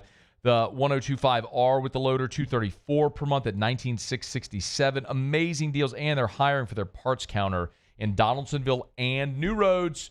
So check them out at sunequip.com, sunequip.com, sunequip.com. It is after further review. We're glad to have you aboard with us here. I have not said a lot of nice things about the New Orleans Saints, but I was inspired to do so today because there was a piece over at CBS that gave one reason for optimism for all 32 NFL teams, yes, including your New Orleans Saints. And about the Saints, they wrote, first line, the Saints are pegged by many to be the worst team in the NFL entering 2025. Doesn't that just sum it up? I told you I was going to be positive, so I'm not going to continue down that path, even though they gave me the open door. While they're closer to the bottom of the league than they are to the top, are they trying to make me go off here? Is that what they're doing? Trying to say something nice, and all they keep doing is saying bad stuff. They do have a key aspect to their rebuild established. Over the last 2 seasons, New Orleans has deployed key draft capital to replenish their offensive line, noting starting caliber tackles Taliesin Fuanga, Kelvin Banks, who CBS Sports draft analyst Ryan Wilson had the number 1 ranked offensive lineman in the draft. They write, so long as those two live up to their draft billing, it's a key step in the right direction for the offense. Okay. Cool. You drafted 2 offensive linemen. That's the reason for optimism. I am totally going to disagree with that, by the way. I liked the pick a year ago with Fuanga, and I like drafting Kelvin Banks. But that ain't the reason for optimism. I watched a lot of crappy Saints teams draft offensive linemen. I watched Kyle Turley go top 10. I watched the Saints take Chris Naoli in the first round. I watched the Saints, that was shortly after they took Willie Roaf in the first round, who became a Hall of Famer. And you know what? Listen, you can have great offensive tackles on bad teams, brother. Willie Roaf spent 9 seasons in New Orleans. Pro Football Hall of Famer Willie Roaf spent 9 seasons in New Orleans. Made the playoffs once. 2000, Hakeem dropped the ball. A year later was his final season in New Orleans. 2001, then he went off to Kansas City. Not Hall of Fame left tackle, 9 seasons in New Orleans, 1 playoff appearance. Andrew Whitworth, 11 seasons in Cincinnati. 11 seasons. 0 playoff wins. You can have an elite Hall of Fame caliber left tackle. Don't mean you're going to be good. Matt, I thought you said this was going to be positive. Matt, I thought you said this was going to be positive. I'm glad you pointed that out, Muse. Thank you for paying attention. Because I do think it's positive. But not for the reason they gave. Drafting linemen is not the reason for optimism. The reason for optimism is the quarterback that you drafted. And that's not my opinion. I think Tyler Shuck can be a good player. Chances are he won't be when you just look at the odds. But, for example, Chase Daniel, Diana Rossini, they're on the Scoop City podcast. and they were talking about which rookie in the entire NFL draft, not quarterback, any rookie in the entire NFL draft are you most excited to see? Here's what Chase Daniel said. I'm going Tyler Shuck. Sounds crazy a little bit, but he's going to have to probably play right away. You can win the division, right? The Bucs are there, and they're probably the odds-on favorite. The Saints have a good team. They have a good roster. New head coach with a rookie quarterback. To me, not necessarily he's going to just tear it up right away, but they have some offensive weapons. I don't know that I believe the Saints have a good team or a good roster. But if they are healthy, they do have some skill. Chris Olave was a 1,000-yard receiver each of his first 2 seasons in the NFL before the concussion issue a year ago. Rashid Shaheed is a legitimate deep threat. If Alvin Kamara, is healthy, he can still be a dynamic runner and pass catcher. So there are dimensions to the offense that if you're healthy and you have your offensive line healthy, you could be certainly better than you were a year ago. The other part of it is the defense. When he talked about the roster being pretty good, I think you have some good offensive skill guys. Defensively, I don't know that you're any better than you were.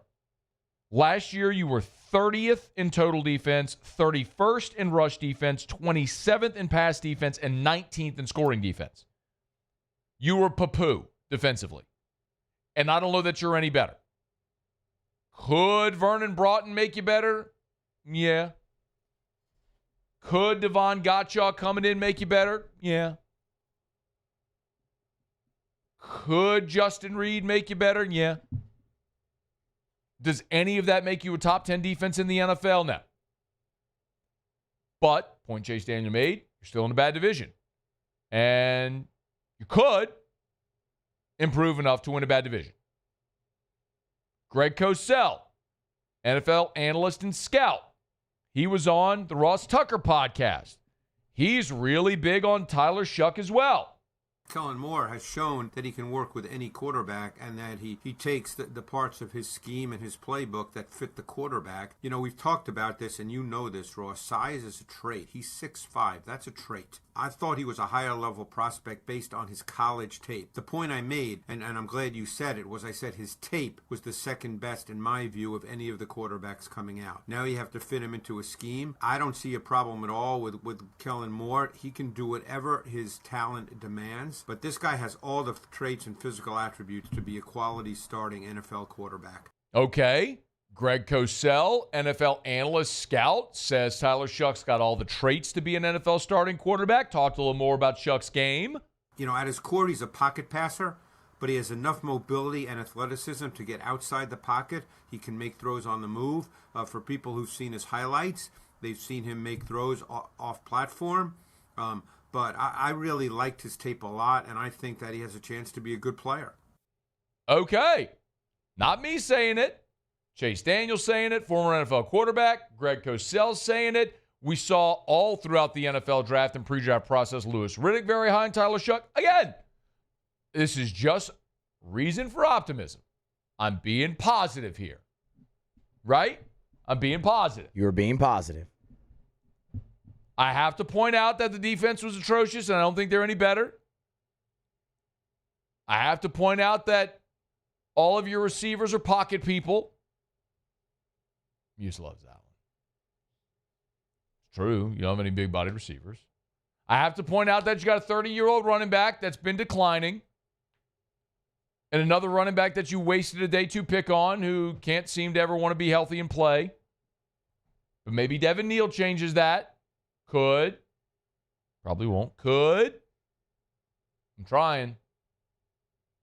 It's bubbling. You know, like in Nutty Professor where Sherman has Buddy Love kind of trying to like bubble up. He's got to keep suppressing him. Yeah. That's how I feel right now. Okay. I'm Sherman Klump right now. An angry scone, a.k.a. Buddy Love, is like trying to bubble up right now. Don't let him. He's trying to come out here. Don't let him. Someone! You need me! Don't forget to strut.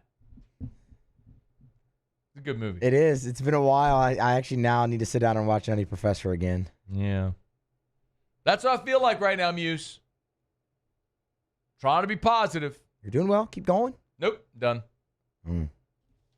I think the Saints top out at 5 wins. They're going to stink and probably draft in the top 5 of next year's draft. There he is. Yeah. You almost stuck the landing, but not really. No, I think I nailed it, actually. Yeah. Perfect 10. It's exactly what I was aiming to do. Okay, it's after further review. Stay here. AFR.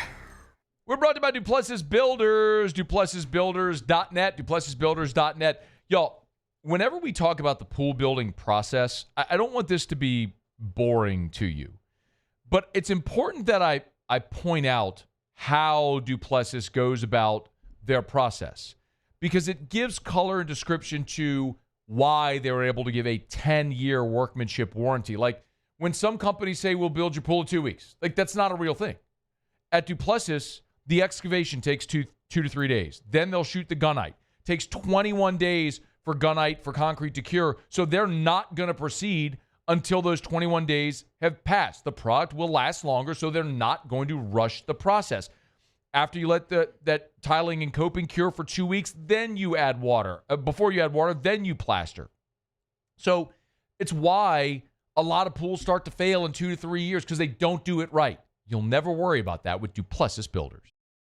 At Bayou Automotive, we believe in a sales process that puts you first. We want you to experience an easy purchase with clear pricing and great service. Let Bayou Ford and Bayou Chrysler Dodge Jeep Ram be your trusted partners in finding your perfect vehicle. The crew at Bayou Automotive is going to do right by you.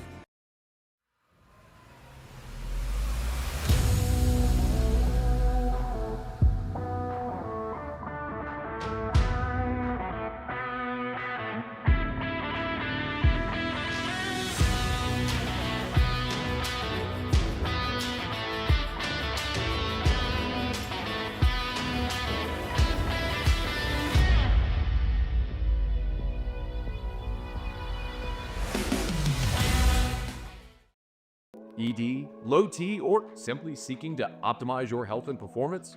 Goodwood Men's Sexual Wellness offers a range of discreet services to address your specific needs. We empower men to reclaim their health and confidence. Visit yourgoodwood.com. These are the luckiest ice cubes in the world. They could have been a thankless bed for an all-you-can-eat salad bar, but instead, they've been called upon to cradle and cool a crisp, refreshing Dos Equis. Looks like the lucky just got luckier. Dos Equis.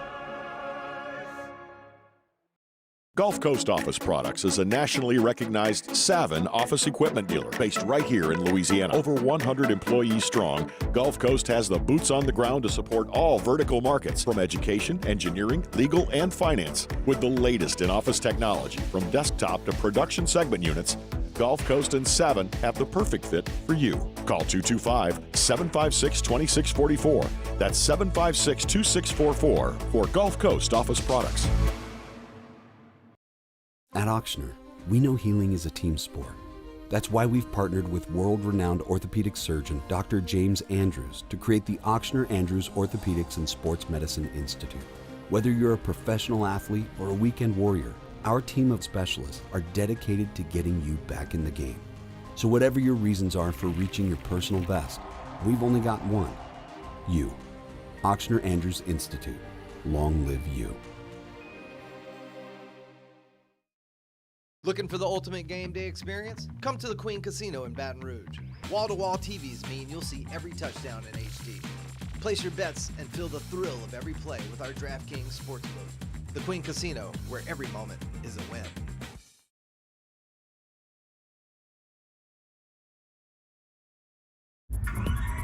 European cars need expert care. That's what you get at Fex European.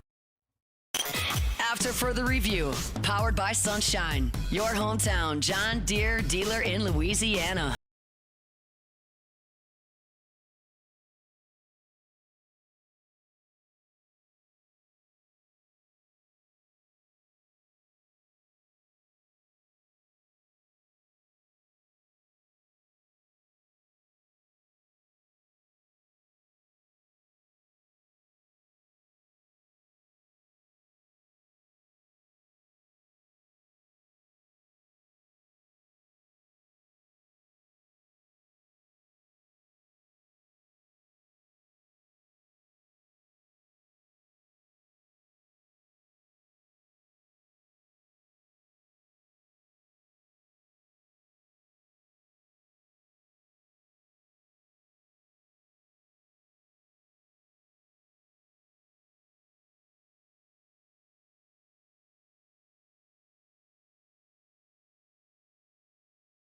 this. All right, here we go.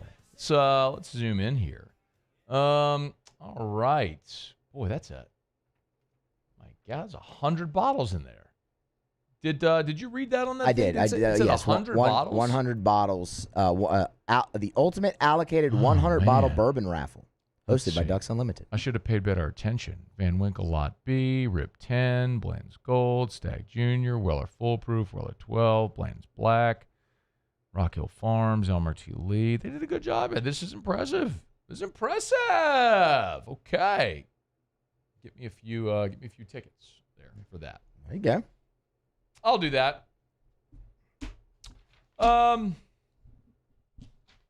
to Devin, Neal here in 25 minutes. I'm excited about that conversation. Remember, you can always email us, tweet us, or text us in the 225-396-4400, 396-4400, 396-4400. That's how you can get involved in the show. LSU baseball tonight against Grambling. Canceled. Game will not be made up because of the rain in the Baton Rouge area. Obviously, there's no midweek game next week as it's the final week of the regular season with a Thursday, Friday, Saturday series. So if you missed our conversation earlier this hour with Mark Etheridge, we talked a little bit about the D1 baseball field of 64 projection. It's up now. If you want to go read it, D1 baseball, you can.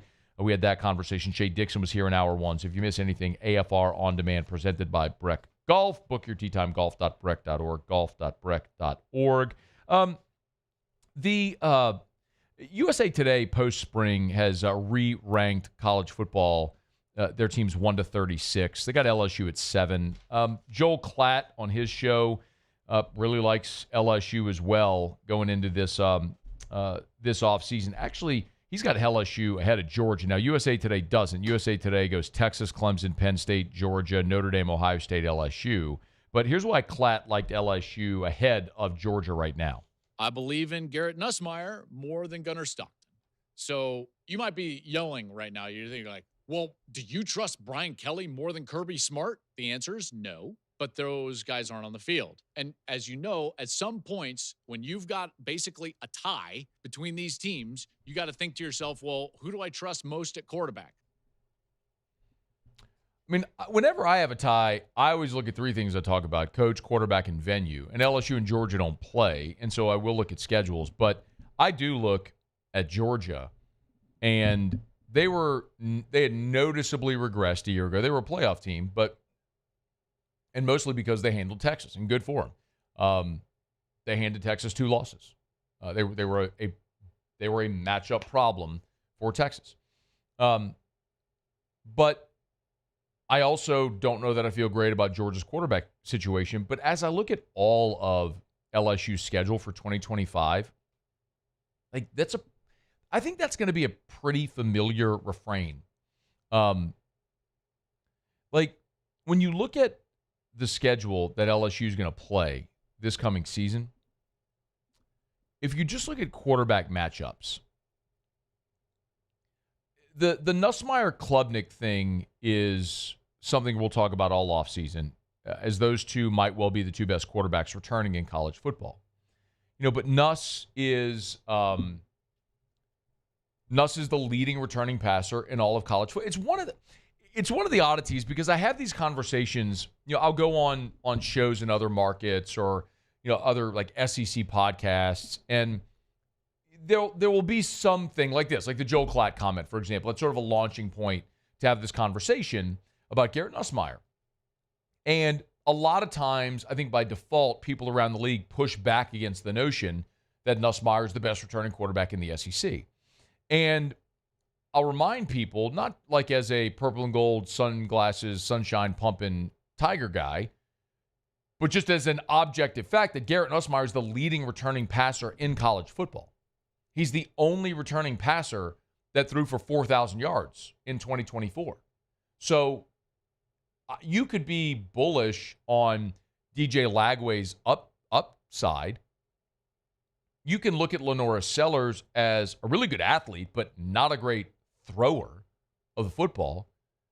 You can like Diego Pavia's moxie and all that stuff, but if I asked you, like, who's got more skins on the wall, more veteran presence, more time on task, all that stuff, I mean, Nussmeier is actually not a hard answer to come by. Like, I don't know what quarterback in the SEC anyone would or should take this year over Nussmeier. If you want to ask, like, long-term who's going to have the better career, you can make a case for Lagway after just finishing his freshman year and having that hamstring injury. If he's healthy and plays 3 more years, like, what does that look like? That could be really good. Could be. Maybe isn't. I don't know. But Nuss threw for 4,000 yards. He's back. Got skill everywhere. His OC is still in place, who's been his quarterback coach his whole time at LSU, or at least since BK's been here in 2022. So, yeah. I mean, Lagway. I guess Austin Simmons will be the starter at Ole Miss. And I might be guilty of this. Like, I watched that Ole Miss-Georgia game, and when Jackson Dart went down and Simmons came in and led Ole Miss right down the field, I think we all looked at that and went, oh, that dude's going to be a problem. But that was one drive. I really don't know what Austin Simmons is going to look like over the course of 12 games and 8 in the conference. Y'all know how I feel about Lenora Sellers. We just mentioned, of course, Pavia as well. You know, Marcel Reed at Texas A&M.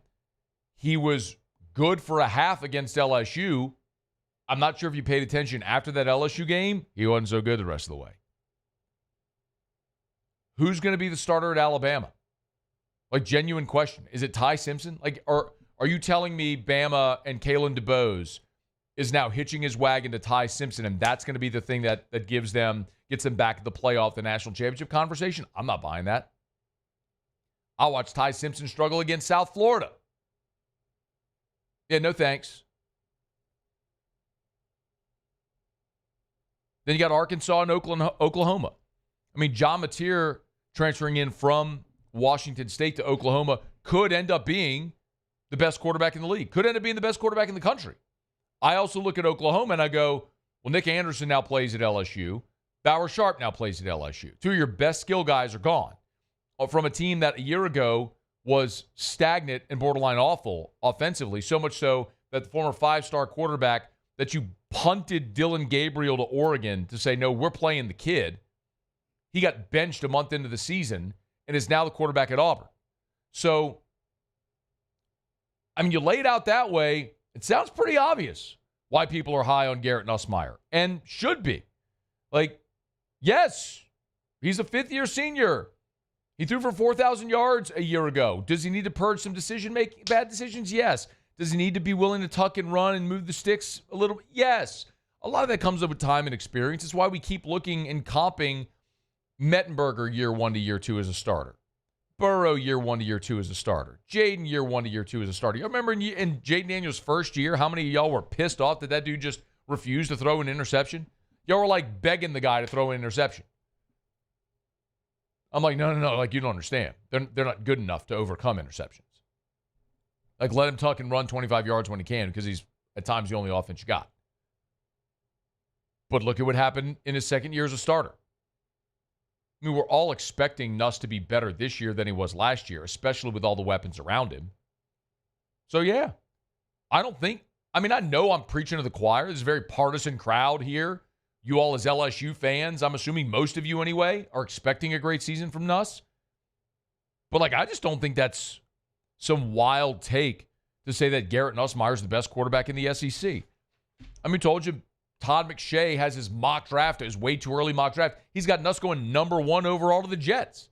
So it's not like this is just some LSU echo chamber of people hyping up Garrett Nussmeier. I think it's warranted. You have a guy that has great size, physical ability, leadership, moxie, son of a coach, all the stuff we've talked about. Now he's got experience under his belt, which he didn't have a year ago.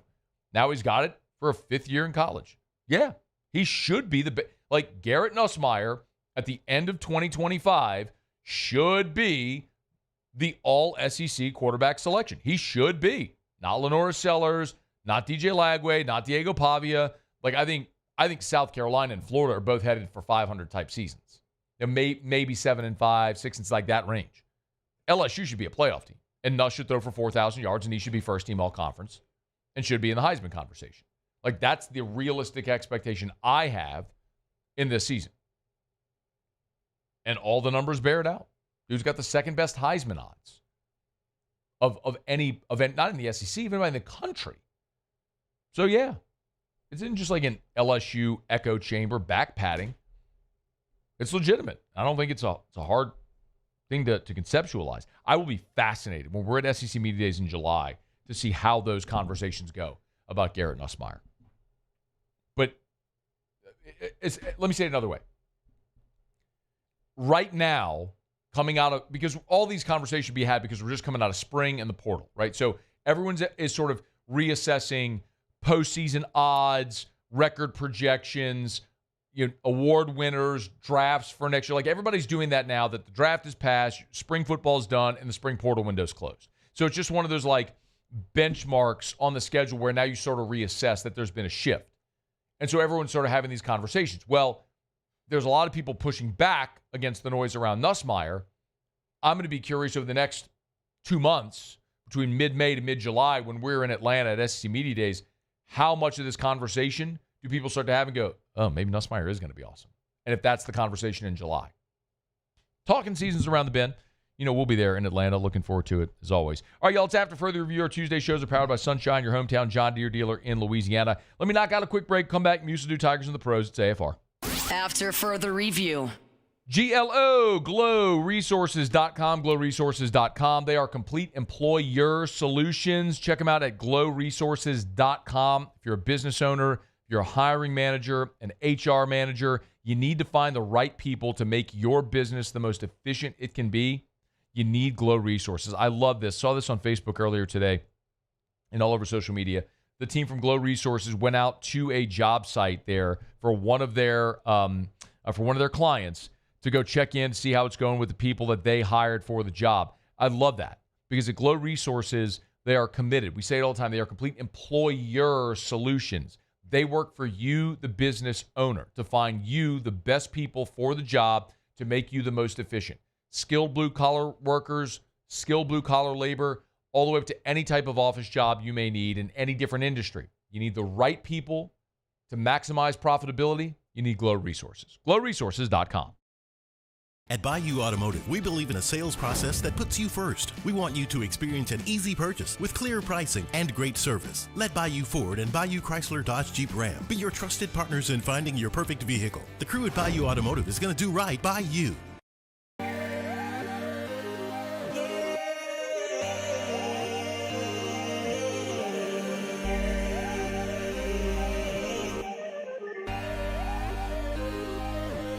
You gotta believe in a dream. Believe. You gotta believe in a dream. Believe. You gotta believe. My whole team on wild. Man, age is just a number. Don't let it dictate how you feel. Goodwood Men's Sexual Wellness has anti-aging services that can help you look and feel your best. Visit yourgoodwood.com and discover a renewed sense of vitality. Family owned and community driven. Service Chevrolet Cadillac, a legacy you can trust since 1972.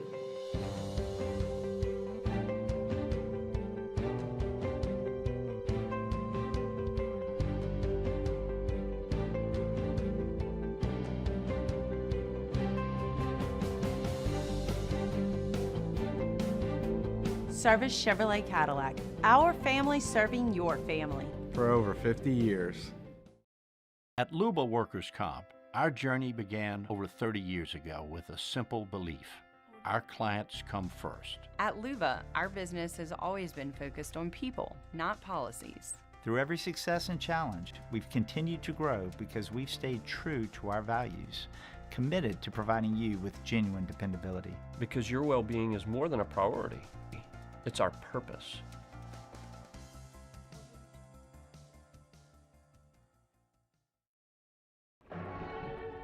These are the luckiest ice cubes in the world. They could have been a thankless bed for an all-you-can-eat salad bar. But instead, they've been called upon to cradle and cool a crisp, refreshing Dos Equis. Looks like the lucky just got luckier. Dos Equis. At Atmos Energy, our Smart Choice solutions help customers save energy and emissions with rebates up to $500 off high-efficiency natural gas appliances, smart thermostats, and weatherization upgrades. Together, we're fueling our energy future.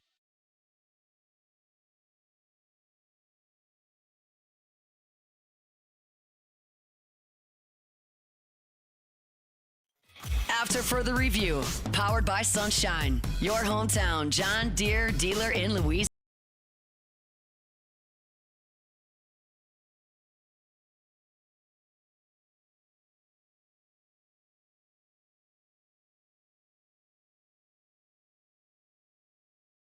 He's here in 11 minutes from right now. Right now, Muso. Tigers in the pros. Tigers in the pros. They still bleed purple and gold. They're just really rich now. I'll get you an update from a game in progress. Let's see. I'm trying to figure out where they are in the lineup. Okay, so Dylan Cruz would be in the hole right now for the Nationals. They're facing the Cleveland Guardians. Cruz so far on the day 0 for 3 with a strikeout, but again, could be coming up here shortly. The Nats are having a bit of a rally. If he gets the bat before the segment's over, we'll update you on what he did. It's Paul Skeens Shove Day over in Pittsburgh, actually in St. Louis. The Pirates are visiting the Cardinals. You remember a little bit of a rough outing for Skeens last time against the Cubs. Failed to pitch into the 6th inning for the first time all year. But if you're looking for a bounce back, a pretty strong possibility of that. So far on the road this year, Cruz is 2-0 with a sub-1 ERA and 22 punch-outs. So it could be a rough night for the Cardinals. Okay. We'll update you, obviously, on how that goes for Paul Skeens. And the Timberwolves, they are back in action in the playoffs. West semis against the Warriors tonight. And Naz Reid, of course, be out there on the floor. This could be a really big series for him. So in 4 games against the Warriors this year, he's averaged 12 and 6. Okay. But at home, of course, where this series begins, at home at Target Center, 15 points per game, 6 boards. So, hey, favorable matchup. Likes playing at home. Keep an eye on Naz off the bench, man. He reigning 6th man of the year. You know, if you stayed, you like playing on home and on the road. You think? That's why you stay. Get better. Okay. That one extra year would you get better. Take him there? Or multiple years. Or multiple. Wow. Okay. Yeah. We're thinking Naz all the way to junior year. Yeah, so you get better. Now. Or senior. Oh, wow. Get better. 4-year player? I don't think it. that was ever going to happen. Needed it. Clearly needed it. No. Should have stayed. All those people that were so wrong about him, Muse. About leaving. All the people that said, man, Nas should go pro because he's great. They were all dead wrong. He should have stayed, right? Should have stayed. Yeah. NBA 6th Man of the Year. His own bobblehead night. His own towel night. What does that mean? I mean, maybe they were already retired his jersey if he had stayed. Maybe, potentially. What they should have done. Should have stayed. You're seeing this more and more as rookie minicamps are getting underway. The Patriots announced their numbers. Will Campbell's not going to be hard to find, mainly because all you have to do is look out at left tackle, and he's going to be starting there game number 1. But he'll be wearing his familiar number 66. A bit. So, I like that. And you might have forgotten, but I'll remind you, Braden Swinson was also drafted by the New England Patriots, and he'll wear number 43. Okay. Pull that back up, Taylor. You see that? Oh, there it is. 43 is a weird number for a defensive end, huh? Yeah, it is. Yeah. Maybe they're thinking outside linebacker. I mean, that's makes a little bit more sense in the 40s. Darren Sproles were 43 with the Saints. I'm trying to think of 43s. I believe he 43? Any good 43s? Yeah, Troy Polamalu. Yeah, safety. He didn't stink. Yeah, safety is a better fit for 43. Yeah. Then outside linebacker edge. Yeah. I'm thinking of an outside linebacker that wore 43. Yeah. Braden Swinson. Yeah. I like when they wear the single digit or the team numbers. Like he was 13 at LSU. I like that. Wore 4 at LSU. Didn't he wear 13 his first year then? Yeah, first year and then 4. And then 4. So there you go. Single digits and teens. There you go. I like that. Yep. What was Arden Key's number? Sorry, that's Tigers in the pros. 49.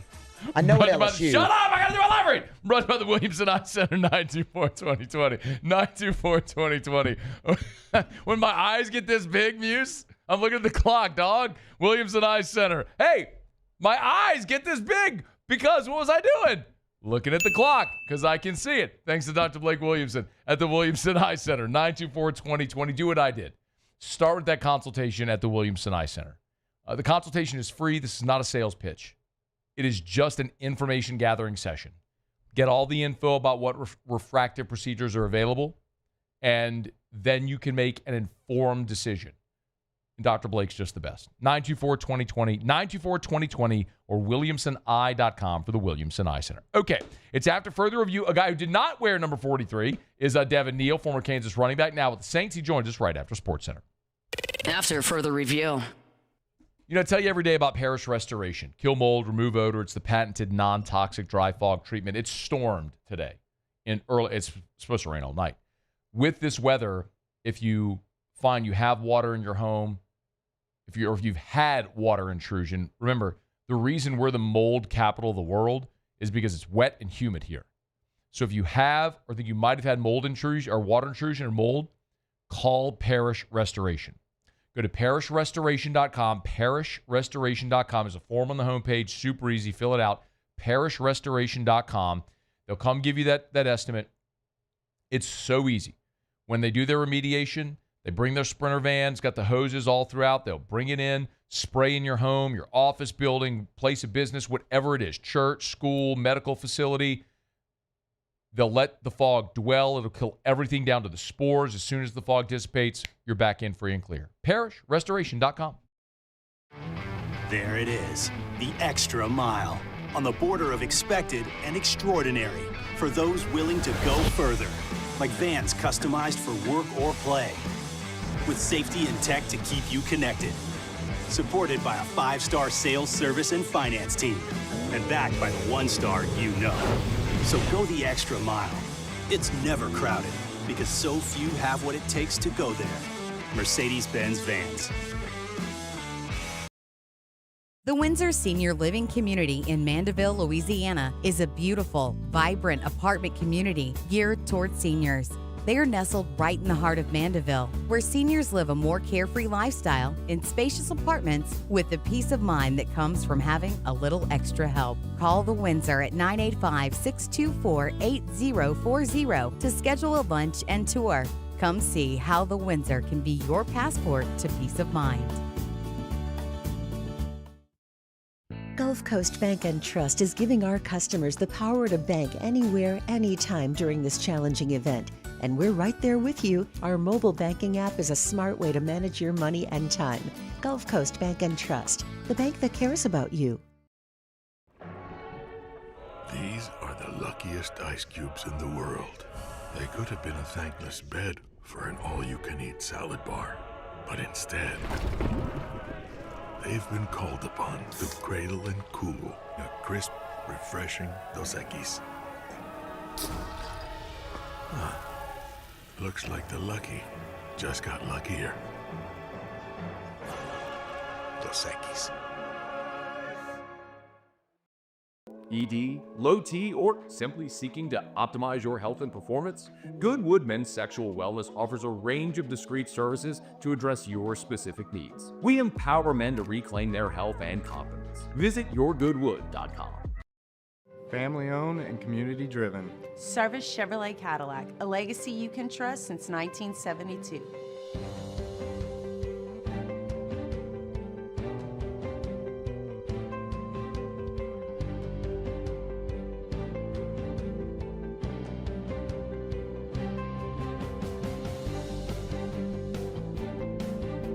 Service Chevrolet Cadillac, our family serving your family. For over 50 years.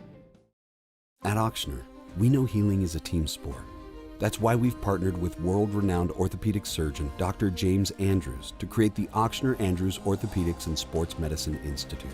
Whether you're a professional athlete or a weekend warrior, our team of specialists are dedicated to getting you back in the game. So whatever your reasons are for reaching your personal best, we've only got one. You. Auctioner Andrews Institute. Long live you. Gulf Coast Office Products is a nationally recognized Savin office equipment dealer based right here in Louisiana. Over 100 employees strong, Gulf Coast has... This is Sports Center. I'm Christine Lisi. Down one game to none, the Cavaliers have real concern about the availability of a couple of key players for Game 2 of their second-round NBA playoff series versus the Pacers tonight. Defensive Player of the Year Evan Mobley, forward DeAndre Hunter, and point guard Darius Garland all questionable. That puts more, but not everything, on guard Donovan Mitchell. ESPN NBA insider Brian Windhorst. He needs to be great, but he doesn't need to dominate the ball, because we've seen in his playoff history that when he takes super high volume shots, it doesn't always benefit his team, which is what happened in Game 1. Yeah, he scored 33. He took 30 shots. When he takes 30 or more shots in the playoffs, his teams dating back to the Jazz are 1-5. To Brian's point, in Game 1, Mitchell 13 of 30 from the field, 1 of 11 from three-point range. Kentucky Derby winner Sovereignty won't run in the Preakness Stakes, ending any chance at a Triple Crown for his 7th consecutive year. Inter Milan reached the Champions League final with a 4-3 extra time win over Barcelona. Inter will face tomorrow's PSG Arsenal winner next. ESPN Radio is presented by Progressive Insurance. And now a no-frills ad brought to you by Progressive Insurance. Here it is. You could save big when you bundle your home and auto with Progressive. That's it. See? Just a good old-fashioned straightforward ad. See if you could save at Progressive.com. Matt Moscona. I'm very important. After further review. Say it one more time. After further review with Matt Moscona. And here we go. Live from the Mercedes-Benz of Baton Rouge studio. Let's ride!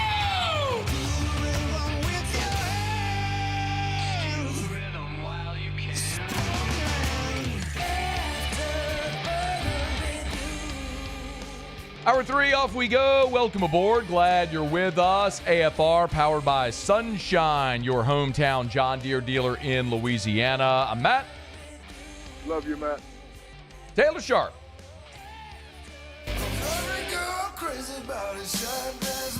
Muso. And Mr. Toby Tom Play.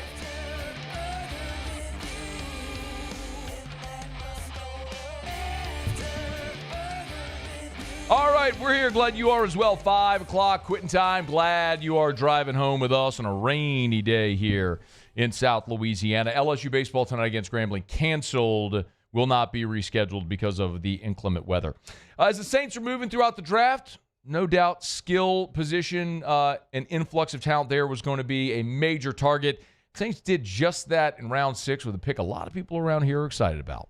With the 184th pick in the 2025 NFL Draft, the New Orleans Saints select Devin, Neal, running back, Kansas. Guy who left Kansas as the career leader in rushing touchdowns, knows his way to the end zone, and many people think might be one of the steals for the New Orleans Saints in this draft. Devin Neal, good enough to join us for a couple of minutes here. Devin, we appreciate you, man. How are you? I'm doing well. Thank you for having me. It's our pleasure. Hey, what was it like hearing your name called on draft day? It was a dream come true, just to hear my name called on a special day. And, yeah, it was awesome. It was filled with my family, my friends. And, it was just a great experience overall. And I'm just glad to hear my name called and just start the process of being a professional football player. I mean, everybody's whole pre-draft journey is different in the process. Like, you do meet, you went to the combine and you have pro day and you have top 30 visits and meetings and all that sort of stuff. And then the draft plays out, and sometimes it goes according to plan, sometimes it doesn't. Based on whatever you felt going into the draft, how and the way it played out, like, how did that match what you thought might happen?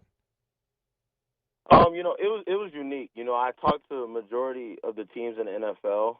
I did about 27, 28 Zooms, and I talked to every team with the Senior Bowl and the Combine. So it was kind of up in the air what team was going to draft me or what team was most interested. So, I was going to let the process play out, and, whatever team I was lucky to go to or blessed to go to, I was excited for. So, it was just definitely up in the air during the pre-draft process. Well, no doubt you saw the Saints at the Senior Bowl. They're always very active there, and they had coaches on staff.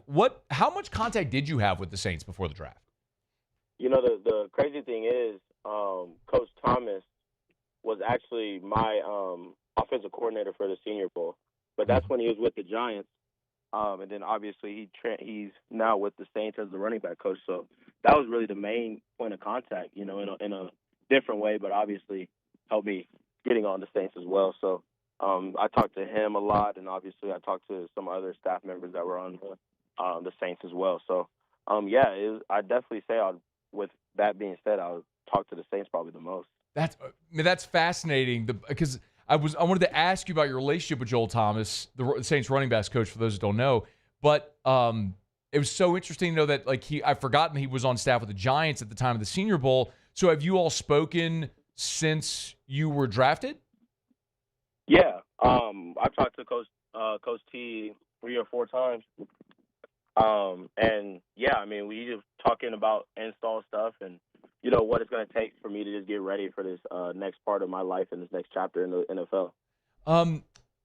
Devin Neal's our guest, former Kansas running back, New Orleans Saints rookie, getting ready for rookie minicamp. By the way, have you been to New Orleans before? I have not, no. Have you ever been to Louisiana? I think I've drove through it when I was young, but I've never really been. It's about as flat as Kansas. Okay. We got swamps here. Not as many cornfields in Kansas, I would guess. What else y'all grow in Kansas? I mean, there's cornfields more in western Kansas. Where I grew up, it was more city life, so not too flat where I'm at. It's flat here. We're actually below sea level. We're basically like a bowl here. Rivers and swamps and all kind of stuff. But you're gonna love it. Food's great. Culture's awesome. You're from Lawrence though, right? Yes, I am. So you grew up because Lawrence basketball, Kansas basketball. Did you grow up wanting to play basketball for the Jayhawks? I wouldn't say I grew up wanting to play KU basketball, but definitely, was really a passionate fan about them and was always at the games and watching them and stuff. Was there a point where you realized I'm probably not going to be 6'4" and, might want to pick another path? Yeah, I mean, that happened on pretty early in high school where I knew I was going to be 6'4", 6'5", and that probably had to hang up that dream. So, well, it's working out for you, man. You're an NFL running back, which is awesome. But, man, your college career is pretty incredible. You step on campus, you play in all 12 games as a freshman, you rush for over 700 yards, you leave as the school's all-time rushing touchdown leader. Was there a point, Devin, where you could have, you were a 4-star, you could have gone many different places. What was it about Kansas that made you want to stay home and play for the Jayhawks? So, I mean, there's 2 layers to that question. The first part is out of high school, I was a 2-sport guy with baseball. So I had the unique opportunity to be able to play both. And there was other schools that recruited me to play both, but really KU allowed me to genuinely go out there and play both and allowed me to reach, as far as I wanted to go with that. And then, obviously, I wanted to change the program, change everything about KU, and because that's the program I grew up watching and wanted to see them do better. So that's really the 2 main parts of why I stayed at KU. That's awesome, man. Devin Neal's with us for a couple more minutes, Saints rookie running back. What have been your early impressions of Kellen Moore, your new head coach? I definitely know what he's about. Just watching the Eagles play last year, I know he loves to run the football. And, yeah, I'm just super excited to get under. I think he's an innovative mind. I think he's really creative in his run game and his pass game as well. So I'm just really excited to, see what he's able to do with the Saints this next year and hopefully use me in the best way I can go out there and just be, find a role in some form or fashion. Yeah. He had Saquon last year. I'm not going to sit here and ask you to compare yourself to Saquon Barkley, but is there an NFL running back that when you look, you say, yeah, my game looks like that a little bit. It's kind of modeled like that? I would probably say 2 running backs. The first being Joe Mixon. Okay. And then, I do like to model my game after Alvin Kamara. I'm not saying that just because I'm on the Saints now. But, I've always kind of loved what he's been able to do and how dynamic he is in the pass game, the screen game, and obviously the run game as well. So I'll kind of say those 2 are my guys. What is it about AK, by the way, that you like or you see the similarities? Playing with pace, the stop-start ability, the vision, and contact balance really are the main 3 things. Especially when talking about the pace of the game, he's able to manipulate defenders by not necessarily just blowing past guys, but being able to be hesitant, insert, and then speed up on defenders and stuff like that. I think that's next level stuff, and it's one of the things that makes him elite. Devin, what do you think are things that when you get to camp that you need to work on to make the team?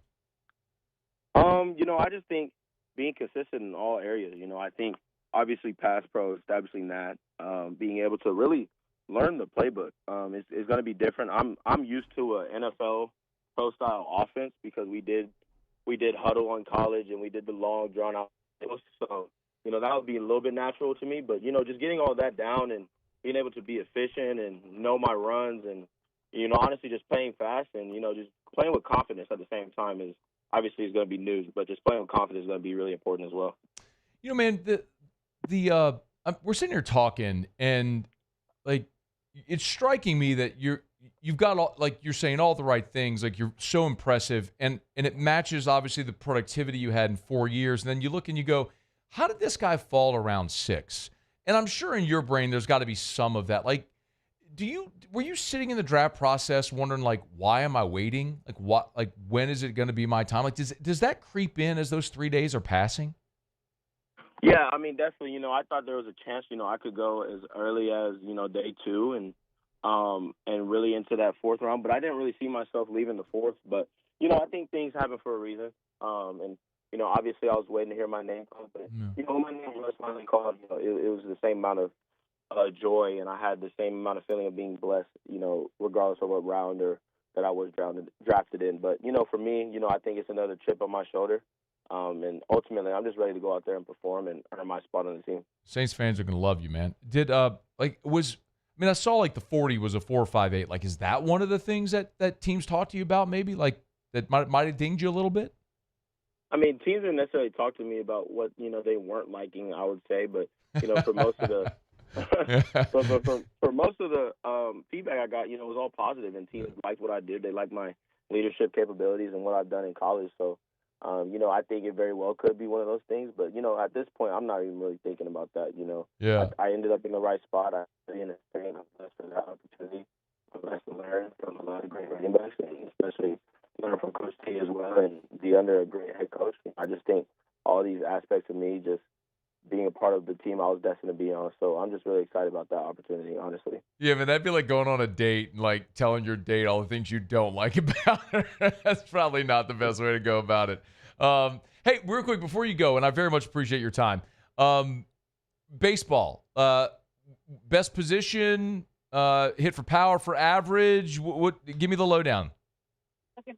No, so I think in baseball, I was a center fielder. Okay. So I was definitely probably a 5-tool guy.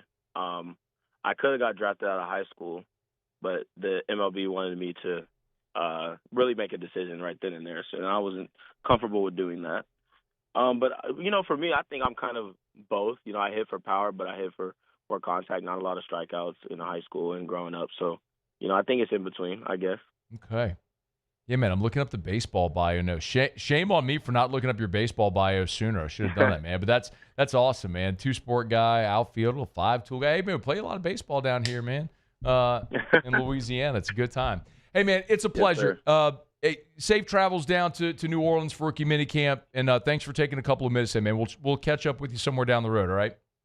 Yes, sir. Thank you so much. I appreciate it. That's our pleasure. Devin Neal, Saints running back, Devin Neal, taken in round 6. Really impressive guy. I think talking to him, one of the things that really stands out to me, Ross Jackson over at LouisianaSports.net, I'm going to have to go find it now because it's going to be buried in here somewhere. But Ross had a piece after the draft that talked about the Saints draft haul and how many guys were team captains and how many guys were, played in the Senior Bowl and all that sort of stuff. Man, I'm trying to find it. Of course, now that I'm trying to find it, I'm not going to be able to. But I think that was one of the things that was the most telling is they went after guys that were wait, I think I have it.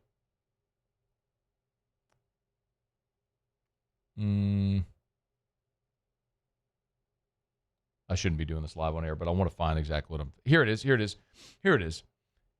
So Ross wrote about this over at LouisianaSports.net with this draft class. So there were 3 team captains, 5 postseason award winners. 9 of the players had 40 games of experience or more in college. 8 had a multi-sport background. One of those is Devin Neal, of course. Only one of the draft picks missed playing time. That was Tyler Shuck. And 5 were Senior Bowl participants. By the way, Broughton accepted his invite but didn't participate. And then Stutzman was invited but declined. So, like, you can tell they were going for, like, high caliber people married with great football players. A lot of that's culture in the locker room, man. That's a really good sign. Impressive. And all the UDFAs we've talked to this week as well have been really impressive guys. So shout out to Devin Neal, man. Hope it goes well as he embarks on his professional journey. All right, tap to further review. Thanks for being with us here. Our Tuesday shows are powered by Sunshine, your hometown John Deere dealer in Louisiana. From the pro ranks to the college ranks, I do want to take a stab because I want to put this on the record at who I think will be starting for LSU on Labor Day weekend against Clemson. We'll do that next on AFR. AFR. Y'all, it's not too late to call River City's 1 hour air to get that preseason AC tune-up. It's May. We're in the beginning of May, but it's not too late.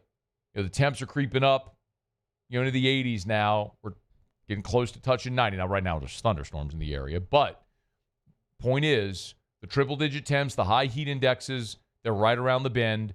Make sure your AC is ready to roll. Like, when your oil change light comes on, you're not just going to ignore that and keep driving your car for 2 more years without ever going to change the oil. This is the time to change your AC's oil, theoretically speaking. Make sure you get that thing cleaned, tuned up, running as efficiently as possible for the coming warm weather, so that way it will last throughout the warm weather months.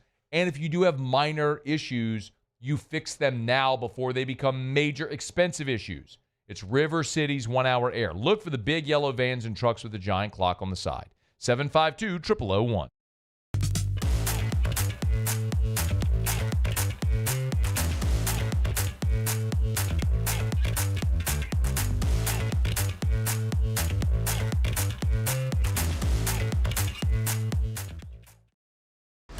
You work hard every day to pursue a life you love. You put in the time, and it shows. You're forging ahead, chasing a dream, creating something better for the ones you love. You're building your own life, so why not build your own tractor? With John Deere tractors and attachments for almost any need, the Sunshine team can help you do just that. Check out our current promotions and learn more about what it means to be powered by Sunshine at sunequip.com. Baton Rouge's home for real rock. It's Eagle 98.1. Foo Fighters. Led Zeppelin. AC/DC. Pearl Jam. And the flagship home for LSU sports. Take us anywhere with the Eagle 98.1 app. Eagle 98.1 is the rock station. Men, age is just a number. Don't let it dictate how you feel. Goodwood Men's Sexual Wellness has anti-aging services that can help you look and feel your best. Visit yourgoodwood.com and discover a renewed sense of vitality. At Luba Workers' Comp, our journey began over 30 years ago with a simple belief.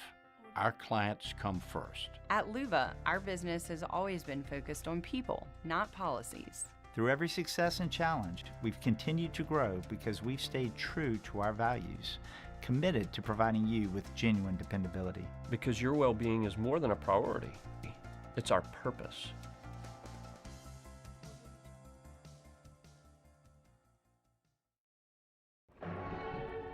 These are the luckiest ice cubes in the world.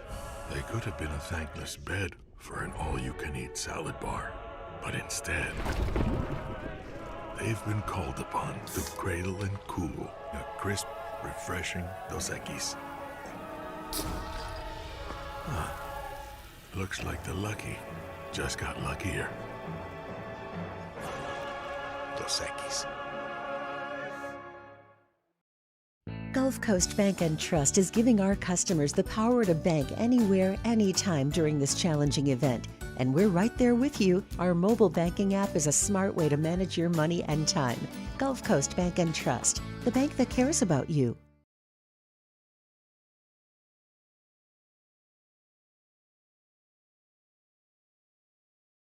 The Workday. after further review. Powered by Sunshine, your hometown John Deere dealer in Louisiana.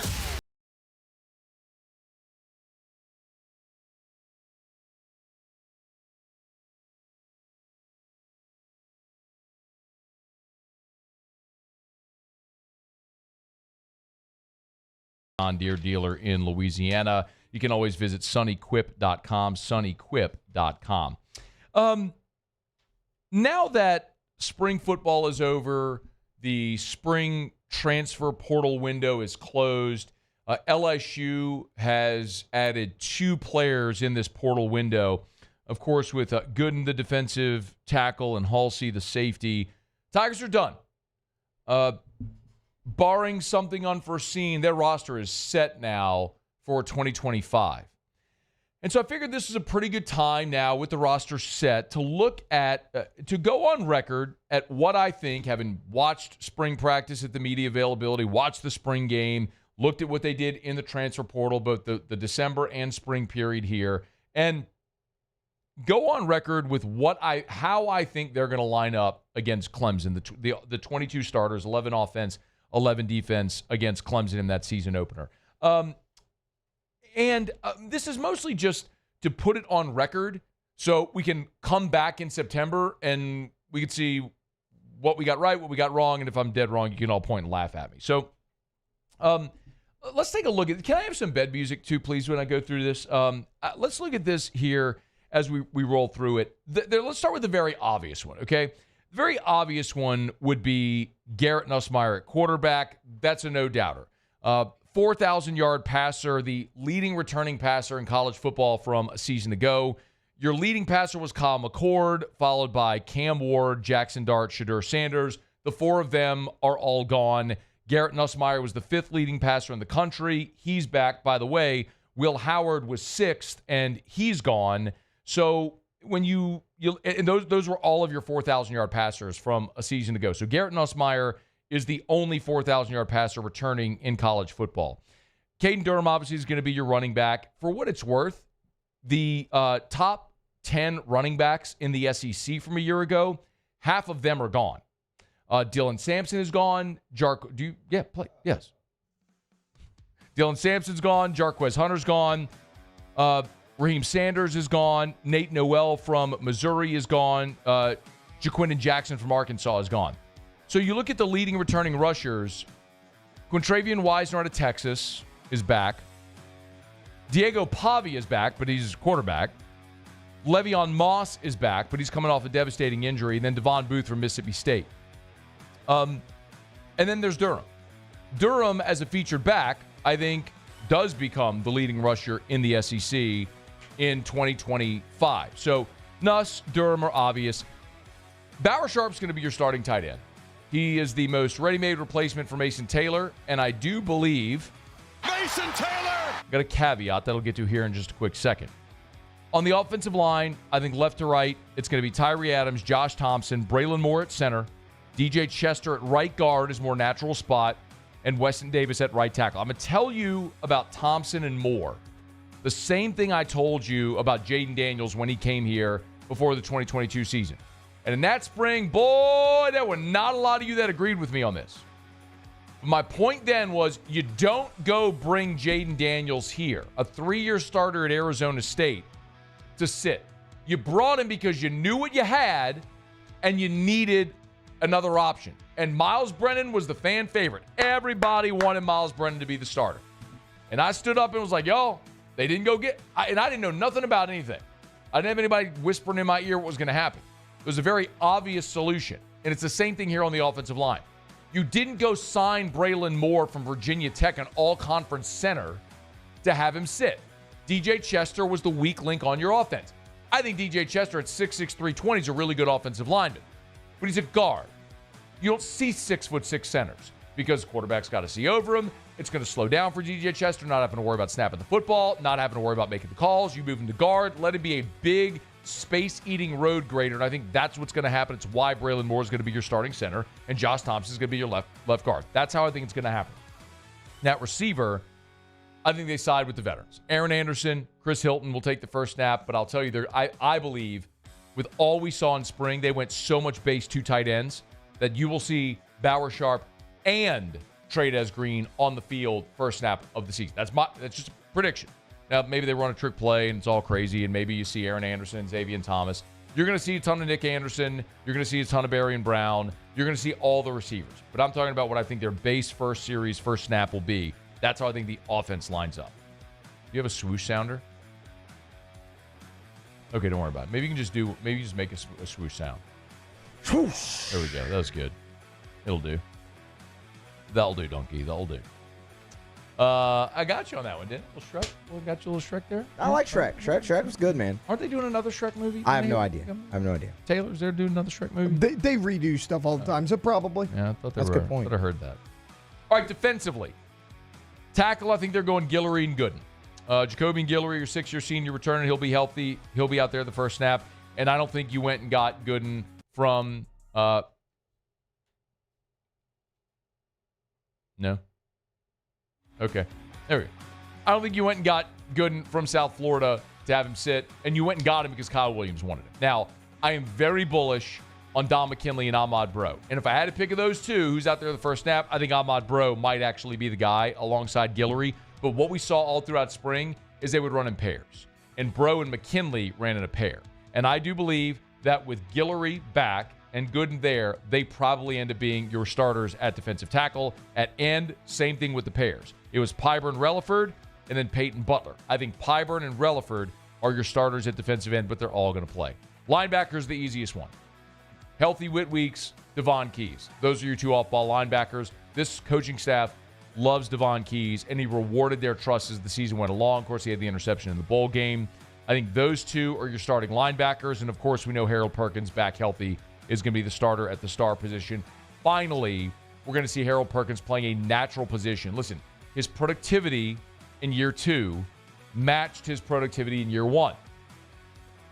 But he was so out of position on the worst defense ever that all of the impact plays he made when they did move him around just went unnoticed. So this will be a situation where Harold Perkins, in his natural position, playing in space, is going to be the queen piece on the chessboard that he was meant to be, and it's the onus on Blake Baker to utilize him. Cornerbacks, Ashton Stamps, Mansour Delane. Everyone's excited about TJ Pickett. He's going to play a ton. But Ashton Stamps is a veteran who'll be his 3rd year as a starter, and Mansour Delane is your best defensive back, period. It's true to go out there, and if you have 2 eyes, whether you know scouting or anything, you can look at the defense and go, well, that looks different. Who's 4? Yeah, that's Mansour Delane. I mean, before I ever saw Mansour Delane in practice, we were talking about how LSU might fill the gap at safety. We talked about Mansour Delane possibly playing safety. That dude is going to be whoever you're playing, whoever their best guy is, it's going to be like, hey, 4, go cover that guy. He is your best corner. He'll be one of them. And then at safety, I think it's the 2 newbies. I think it's Cooley and Halsey will be starters at safety. Tamarcus Cooley can play free or strong. Halsey can play free or strong. Halsey was all conference last year in the Big 12. He's got 250 career tackles. In the same number of games as Jordan Gilbert, he's got double the amount of tackles. He's a physical dude who also led the Big 12 in interceptions last year. That guy has to be on the field. It's why you went and got him. Same thing as the interior linemen. It's why you went and got Cooley and Halsey to improve your safety position, and you did it with 2 ready-made Power 5 starters. As far as your specialists, Aaron Burrell is going to be your kickoff specialist. Damian Ramos will be your place kicker.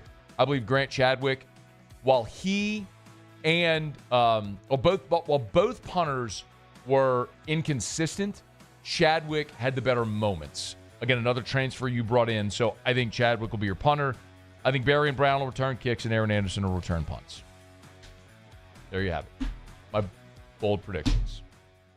That's how I think it'll be. So, mark the tape. We'll come back and we'll laugh at me on September the...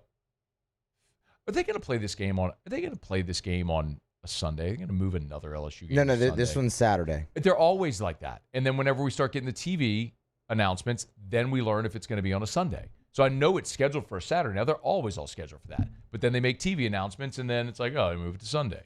I'm going to put the good juju in the air that this is going to be a Saturday 2:30 kick on ABC. The one difference with this one and the others is this isn't a neutral site. Yeah. Like, this is a true home and home. So it's not like going to play in Vegas or playing in, any of the other neutral sites they play, New Orleans or Orlando. But that's what it's been. I mean, they're always all scheduled for Saturday. And then when we start getting TV announcements, that's when we learn is it going to be a Sunday or a Monday or whatever, all that crap they do. I get why they do it. It's great because we have like Thursday to Monday of just straight football. And it's awesome. But it sucks. I don't like playing the Sunday game. So let's see. If they play on Saturday, it's the 3rd. So Monday the 5th will be Labor Day. We'll be doing shows on Monday the 5th. So Monday the 5th, are we going to be laughing at me? Probably in some instances, yeah. Any major disagreements? No, not really. I mean, I think all the portal guys, like you said, I mean, that especially the spring guy, I mean, that they're going to start. I mean, major, no. I mean, we don't know offensive line, but I mean, major, no, not anything obvious. I think at a position like receiver, it doesn't really matter who starts. Yeah. You're going to see so many of them. Edge rusher as well, doesn't really matter. They've built so much depth and have gotten so many ready-made, plug-and-play guys that it's hard. Like, it's hard not to be excited. That's why you default to the veteran guys. Yeah. That's why, I think Relaford's on the field with Pyburn. Yep. And then Aaron Anderson and Chris Hilton. That's how they ran it in spring. They put the veteran guys out there first, and they all rotated in. But the thing that I think everyone's going to have to condition themselves to, they're going to run a ton of 2 tight end sets. Like, Sharp and Green are going to be on the field together a ton. One of the most bizarre things was seeing 3 and 4 tight end sets in spring. Like, when they would put Donovan Green on the field as well, and then they would take Bordelon, put an 87 or 86, they put it, or 89, put 89 on him, and put him out there as a tight end. So you'd have Bordelon as a tight end with Donovan Green, Trades Green, and Bowers, all 4 of them at the same time. It's like, holy Les Miles. I don't even think Les ever used 4 tight ends. I mean, that was insane to see. But they're going to do it, man. Like, they're going to utilize those guys. I think you're going to see a ton of Bauer Sharp and Trades Green on the field at the same time. Like, they showed us what to go to show you like how unafraid they are of that. Like, they showed us all of the formations. Like, when the media's out there with like Bauer Sharp would be attached, Trades would be flexed, Trades would be attached, Bauer Sharp would be flexed, Bauer Sharp would be attached, Trades would be the H-back on the right side. I mean, it just they would both be hands in the dirt on the same side of the line of scrimmage. Like, it's just they're going to use those dudes in so many different ways. What a luxury to have 2 guys that are great pass catchers like both of them are, and who could be versatile players. So it's going to be exciting. All right, I'm on the record with how I think it's going to go the season opener against Clemson. Mark the tape will laugh at me if we get the chance to. Brought to you by Evamore, EVAMOR, Evamore.com. Drink Evamore. I always have my Evamore here that I drink during the show and that I drink all throughout the day. EVAMOR, natural artesian water from underground aquifers, thousands of years in the making. That's why we say Mother Nature's masterpiece. As a matter of fact, if you go to the Evamore plant, the bottling facility, they're on the North Shore. Like, you turn into the facility and the well is right there. I mean, they built the plant around the well. So they pipe the water out of the well. The only thing that's filtered is just like the sediment from the ground out of it. And it never touches air until you uncap it and take the first delicious sip. I just challenge you. Try Evamore side by side with whatever other bottled water you drink. Tell me you don't taste the difference, notice the difference. It's a better form of hydration. It's a healthier product. Do your research. Learn the benefits of drinking natural artesian water and support a great Louisiana company. EVAMOR, Evamore.com.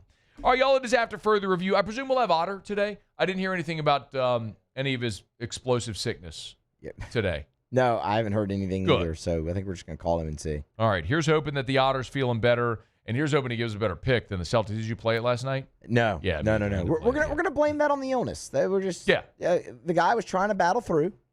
That's tough to do, man. He was looking good for a minute. Yeah, he was. Looking good for a hot minute. And then the Celtics decided to just keep missing threes, which was actually hilarious. I don't really care who wins that series. I'm not bullish on either Celtics or Knicks. But I did watch that game last night, and it was hilarious. Like, I kept looking up, because every now and again, like, play on my phone or whatever. I was outside watching it. Play my phone and look up, and I'm like, oh, the Knicks are within 3. Yeah, wasn't this just a 20-point game? Yeah, they just kept shooting threes, man. All right, it's after further review. Stay here. AFR. Get Gordon and get it done. Gordon McKernan Injury Attorneys. If you've been injured in an accident, it's not your fault. Do what injured people in our state have done for 3 decades. Get Gordon and get it done. Go to getgordon.com. You can follow him on all the social medias. I love it. Squirrel Burrell is back rocking with the G team. Elite LSU sprinter. Made the announcement. It's on social media. You can see the photos on Twitter, Facebook, or Instagram, or all the spots. Gordon's done an awesome job with the G team, giving great NIL opportunities to athletes, not just Tigers, but so many athletes across the state of Louisiana, both the revenue sports, the Olympic sports, all of it. You can learn more about all the members of the G team by going to getgordon.com, getgordon.com, and love telling you about all the content that they do as well. Gordon sit down with members of the LSU baseball team recently. Kim Mulkey. The Garage is the podcast studio there at Gordon's office, so you want to see all that, you can catch it on YouTube or any of their social medias. Whatever you do, you know what to do. Get Gordon and get it done. At Bayou Automotive, we believe in a sales process that puts you first. We want you to experience an easy purchase with clear pricing and great service. Let Bayou Ford and Bayou Chrysler Dodge Jeep Ram be your trusted partners in finding your perfect vehicle. The crew at Bayou Automotive is going to do right by you. It's not just a game, it's a religion. You've got your team colors, team swag, and now your very own website. LouisianaSports.net. Everything LSU, Saints, and Pelicans. Sports on demand. In-depth coverage by sports writing pros with continuously updated news. And with the LouisianaSports.net newsletter, you get pinged directly with top trending stories. Best of all, now and always, no paywall. It's free. LouisianaSports.net. Powered by 104.5 ESPN Baton Rouge. Your home for Louisiana sports. Gulf Coast Office Products is a nationally recognized Savin office equipment dealer based right here in Louisiana. Over 100 employees strong, Gulf Coast has the boots on the ground to support all vertical markets, from education, engineering, legal, and finance. With the latest in office technology, from desktop to production segment units, Gulf Coast and Savin have the perfect fit for you. Call 225-756-2644. That's 756-2644 for Gulf Coast Office Products. At Ochsner, we know healing is a team sport. That's why we've partnered with world-renowned orthopedic surgeon Dr. James Andrews to create the Ochsner Andrews Orthopedics and Sports Medicine Institute. Whether you're a professional athlete or a weekend warrior, our team of specialists are dedicated to getting you back in the game. So whatever your reasons are for reaching your personal best, we've only got one: you. Ochsner Andrews Institute. Long live you. Family owned and community driven. Service Chevrolet Cadillac, a legacy you can trust since 1972.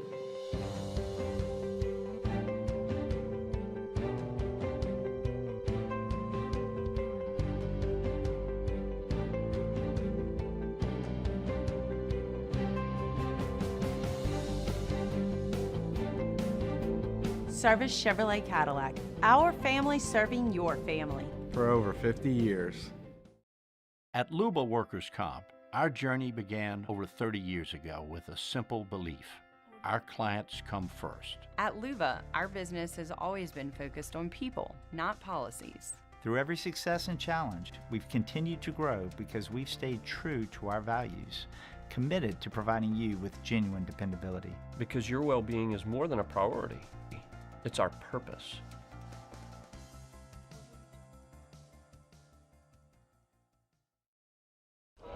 These ice cubes could have been a thankless bed for an all-you-can-eat salad bar. But instead, they cradle and cool. After further review, powered by Sunshine, your hometown John Deere dealer in Louisiana. You know, hopefully we'll get to play tomorrow night. We'll spend a lot of time looking at the radar and the weather for tomorrow night's game. You know, just that time of year kind of works backwards out here as far as it gets rainier as we get later in the season. Nope. LSU baseball not going to happen tonight. Little bummed. Buse, are you bummed? No baseball tonight? Of course I am, because I would watch LSU play anybody. But I also remember last year they won this game 27-2, and after it I said I never need to see LSU play Grambling again. So in that vein, I'm not, but I would love to be able to watch some LSU baseball. I know, I just want to watch baseball. Exactly. Yeah, of course. I want to watch LSU play baseball. Jay Johnson on his coach. So no game tonight. Just for those who maybe are knocking off work, haven't heard, because of the weather, they canceled. Grambling was going to have to drive. They were going to bus in for the game today and then bus back after the game. And so naturally, they weren't going to bus here. They had to make a decision early. They were going to bus here and then have the risk of the game being canceled. So they made the call early to cancel the game. So it will not be made up, being that next week is the final week of the regular season. There's no midweek games. So there's no opportunity to make it up. LSU would have had an opportunity maybe to get some live ABs, get the sour taste out of their mouth from a pretty miserable offensive weekend where an offensive weekend where LSU LSU was just scored 7 runs all weekend. They were 4 for 14 with runners in scoring position on Saturday. Here was Jay Johnson on those struggles offensively. They made some pitches, and there's some others, that will kind of fly under the radar. In the first inning against Ryan Prager, Jake Brown hammered a ball that was just foul. That would have been a 3-run homer to start the game. And then Chris Stanfield hit a ball, with runner in scoring position that was just foul. And in game 2, Jake Brown came up and smoked another one right at the center fielder. Josh Pearson did the same thing. So there's, I think you said 4 for 14. There's 4 of those 10 outs that we made. We're very close to going in the other direction. And then some of it is we got to take better bats when we need to. And, push the fastball down in the zone, elevate the breaking ball, and stay on the ball the other way or to the middle of the field. So it's probably a combination of all of those things. Muse, did he say that Jake Brown smoked a couple of those balls? You heard that correctly, yes. Oh, yeah. That's the guy who didn't start 2 of the games in the series? Same guy. Same guy, right? Same guy, yeah. The guy who homered in the second inning last week on Sunday against Tennessee to give you the lead? Yeah. That guy? Where's number 7? Yeah. Seems like that guy might be pretty good at baseball. I like him a lot. Might want to play him a lot more than they do? Yeah, I like him a lot. Just a thought. If there's a suggestion Putting box it out there. There's a suggestion box at the box. Maybe we can write that down, drop it in the suggestion box. Yeah, for sure. Not a demand, just a suggestion. Just consider it, please. Yeah, like places of business have your suggestion box. Like maybe we could get Fritos in the break room. Yeah, I love something that. like that. Just a suggestion, not a mandate. Thoughts, comments, concerns type deal. Yeah.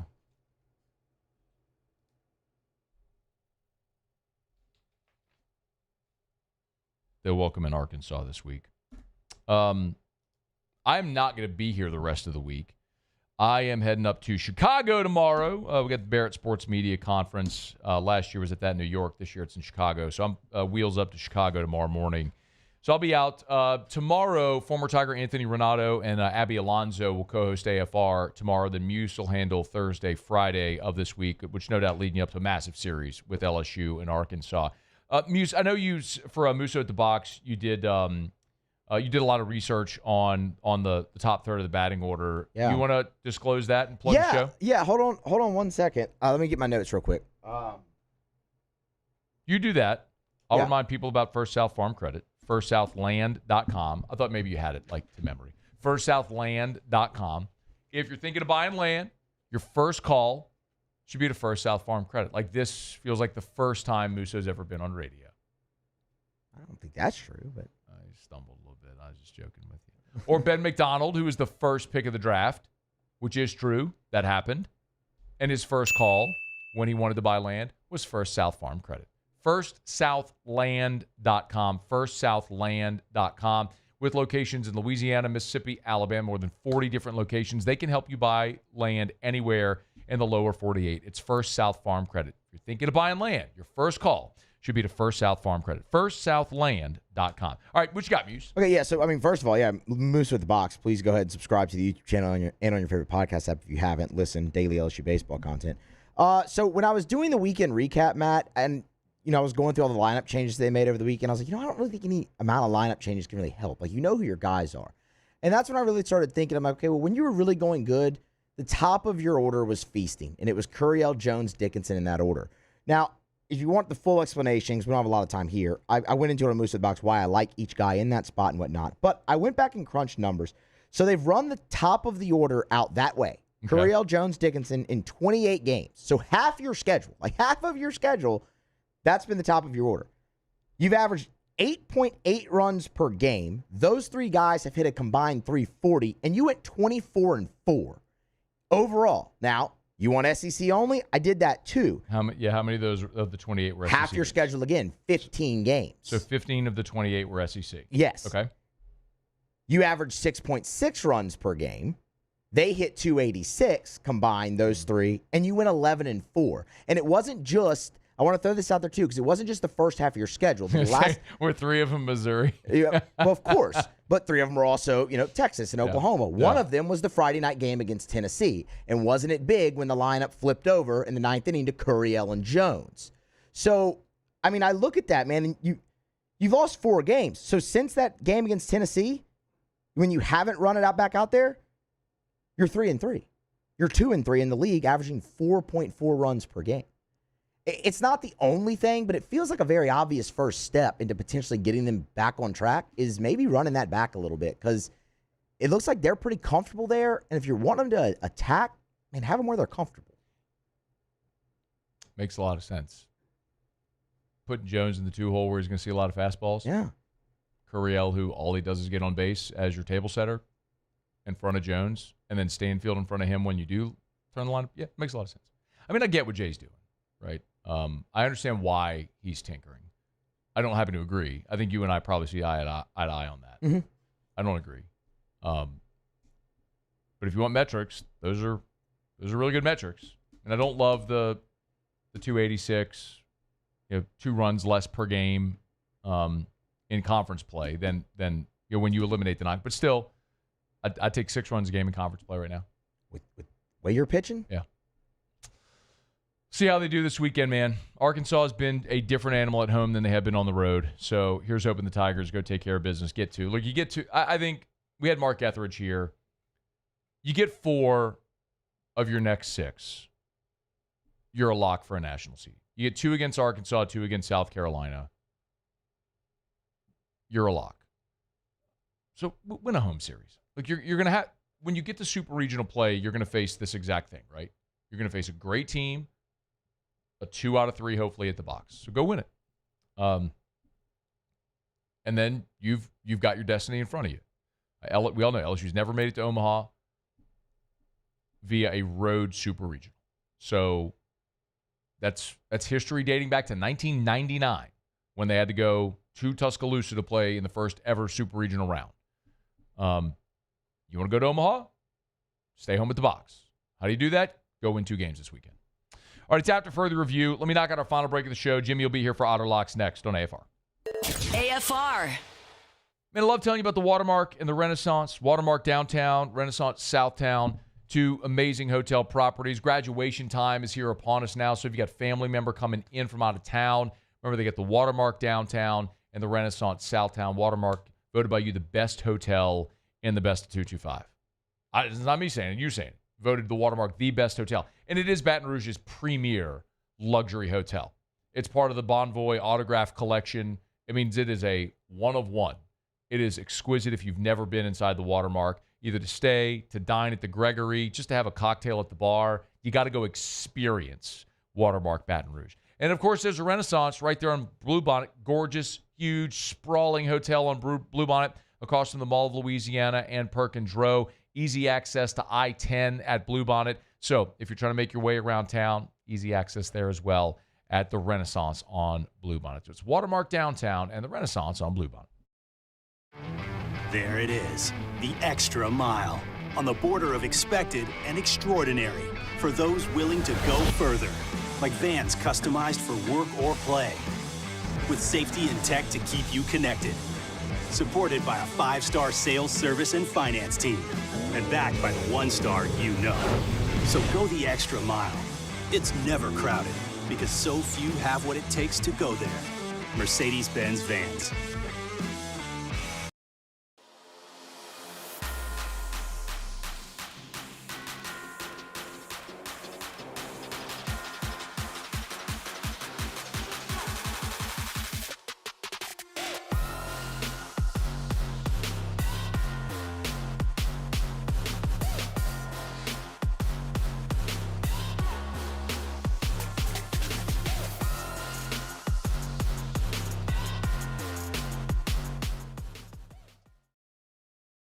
Gulf Coast Bank and Trust is giving our customers the power to bank anywhere, anytime during this challenging event. And we're right there with you. Our mobile banking app is a smart way to manage your money and time. Gulf Coast Bank and Trust, the bank that cares about you. At Bayou Automotive, we believe in a sales process that puts you first. We want you to experience an easy purchase with clear pricing and great service. Let Bayou Ford and Bayou Chrysler Dodge Jeep Ram be your trusted partners in finding your perfect vehicle. The crew at Bayou Automotive is going to do right by you. ED, low T, or simply seeking to optimize your health and performance? Goodwood Men's Sexual Wellness offers a range of discreet services to address your specific needs. We empower men to reclaim their health and confidence. Visit yourgoodwood.com.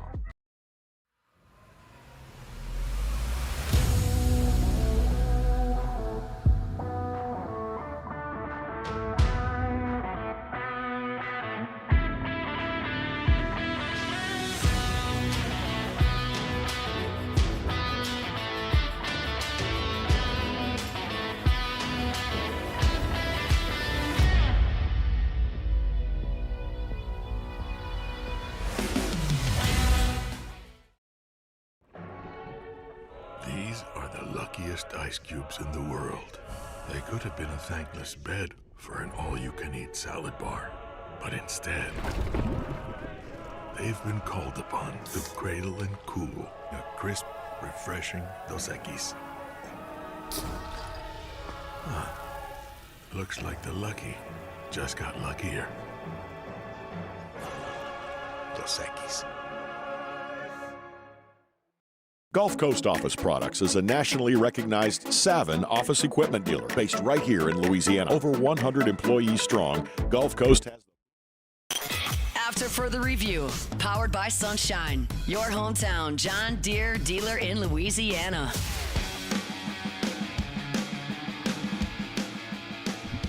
Down the stretch we come. Final segment here on this Tuesday edition of AFR. Powered by Sunshine, your hometown John Deere dealer in Louisiana. Sunequip.com, sunequip.com.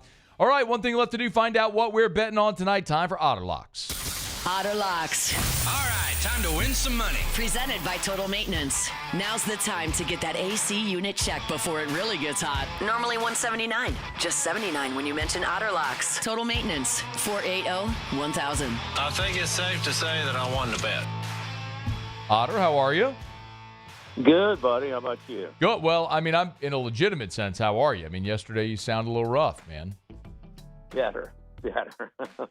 But, good. You know, if for the Boston Celtics to become the second team in 101 games to lose a 20-point lead in the playoffs, well, you know, that's as a favorite. That was something. Yeah, that was it.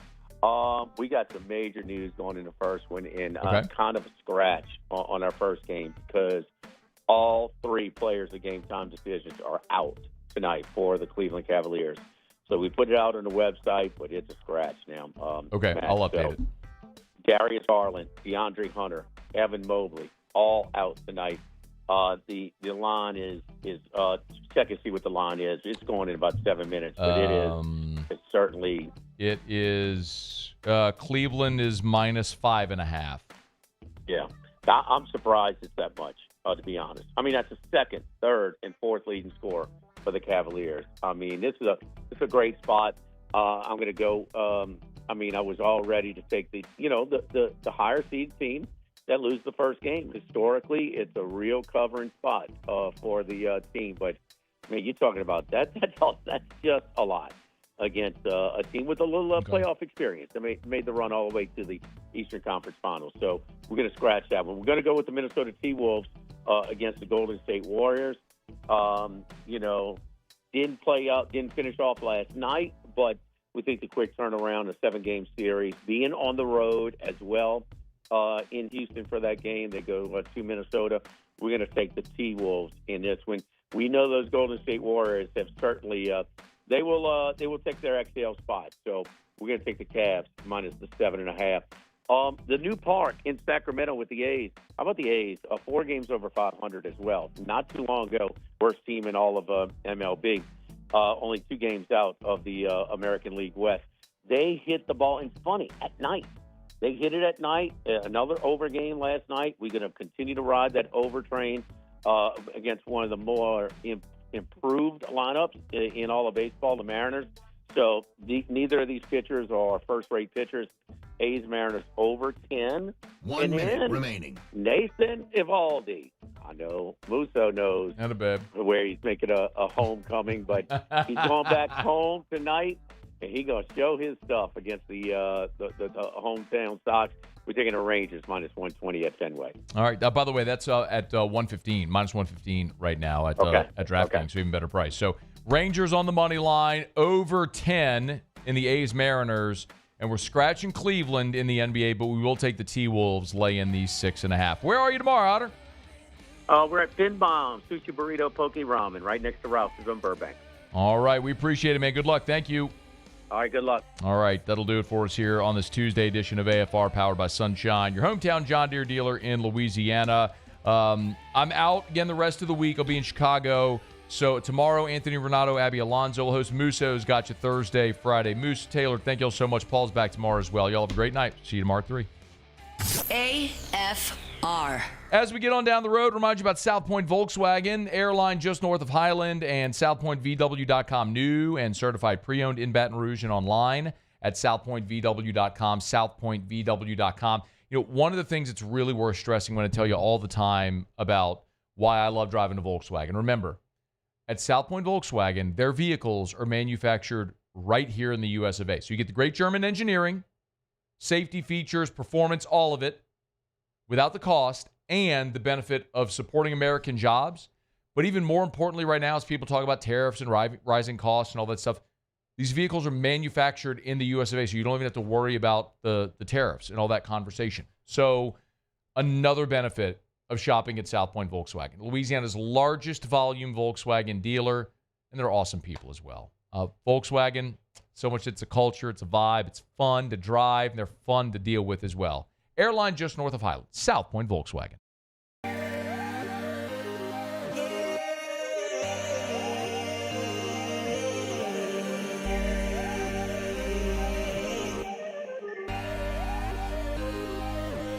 You gotta believe in a dream. Believe. You gotta believe in a dream. Believe. You gotta believe. My whole team on wild.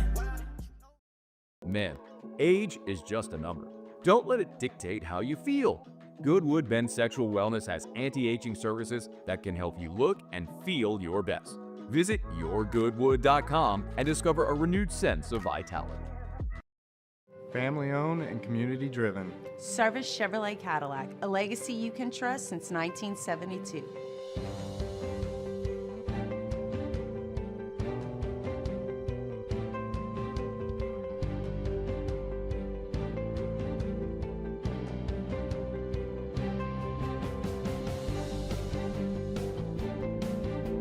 Service Chevrolet Cadillac, our family serving your family. For over 50 years. At Luba Workers' Comp, our journey began over 30 years ago with a simple belief. Our clients come first. At Luba, our business has always been focused on people, not policies.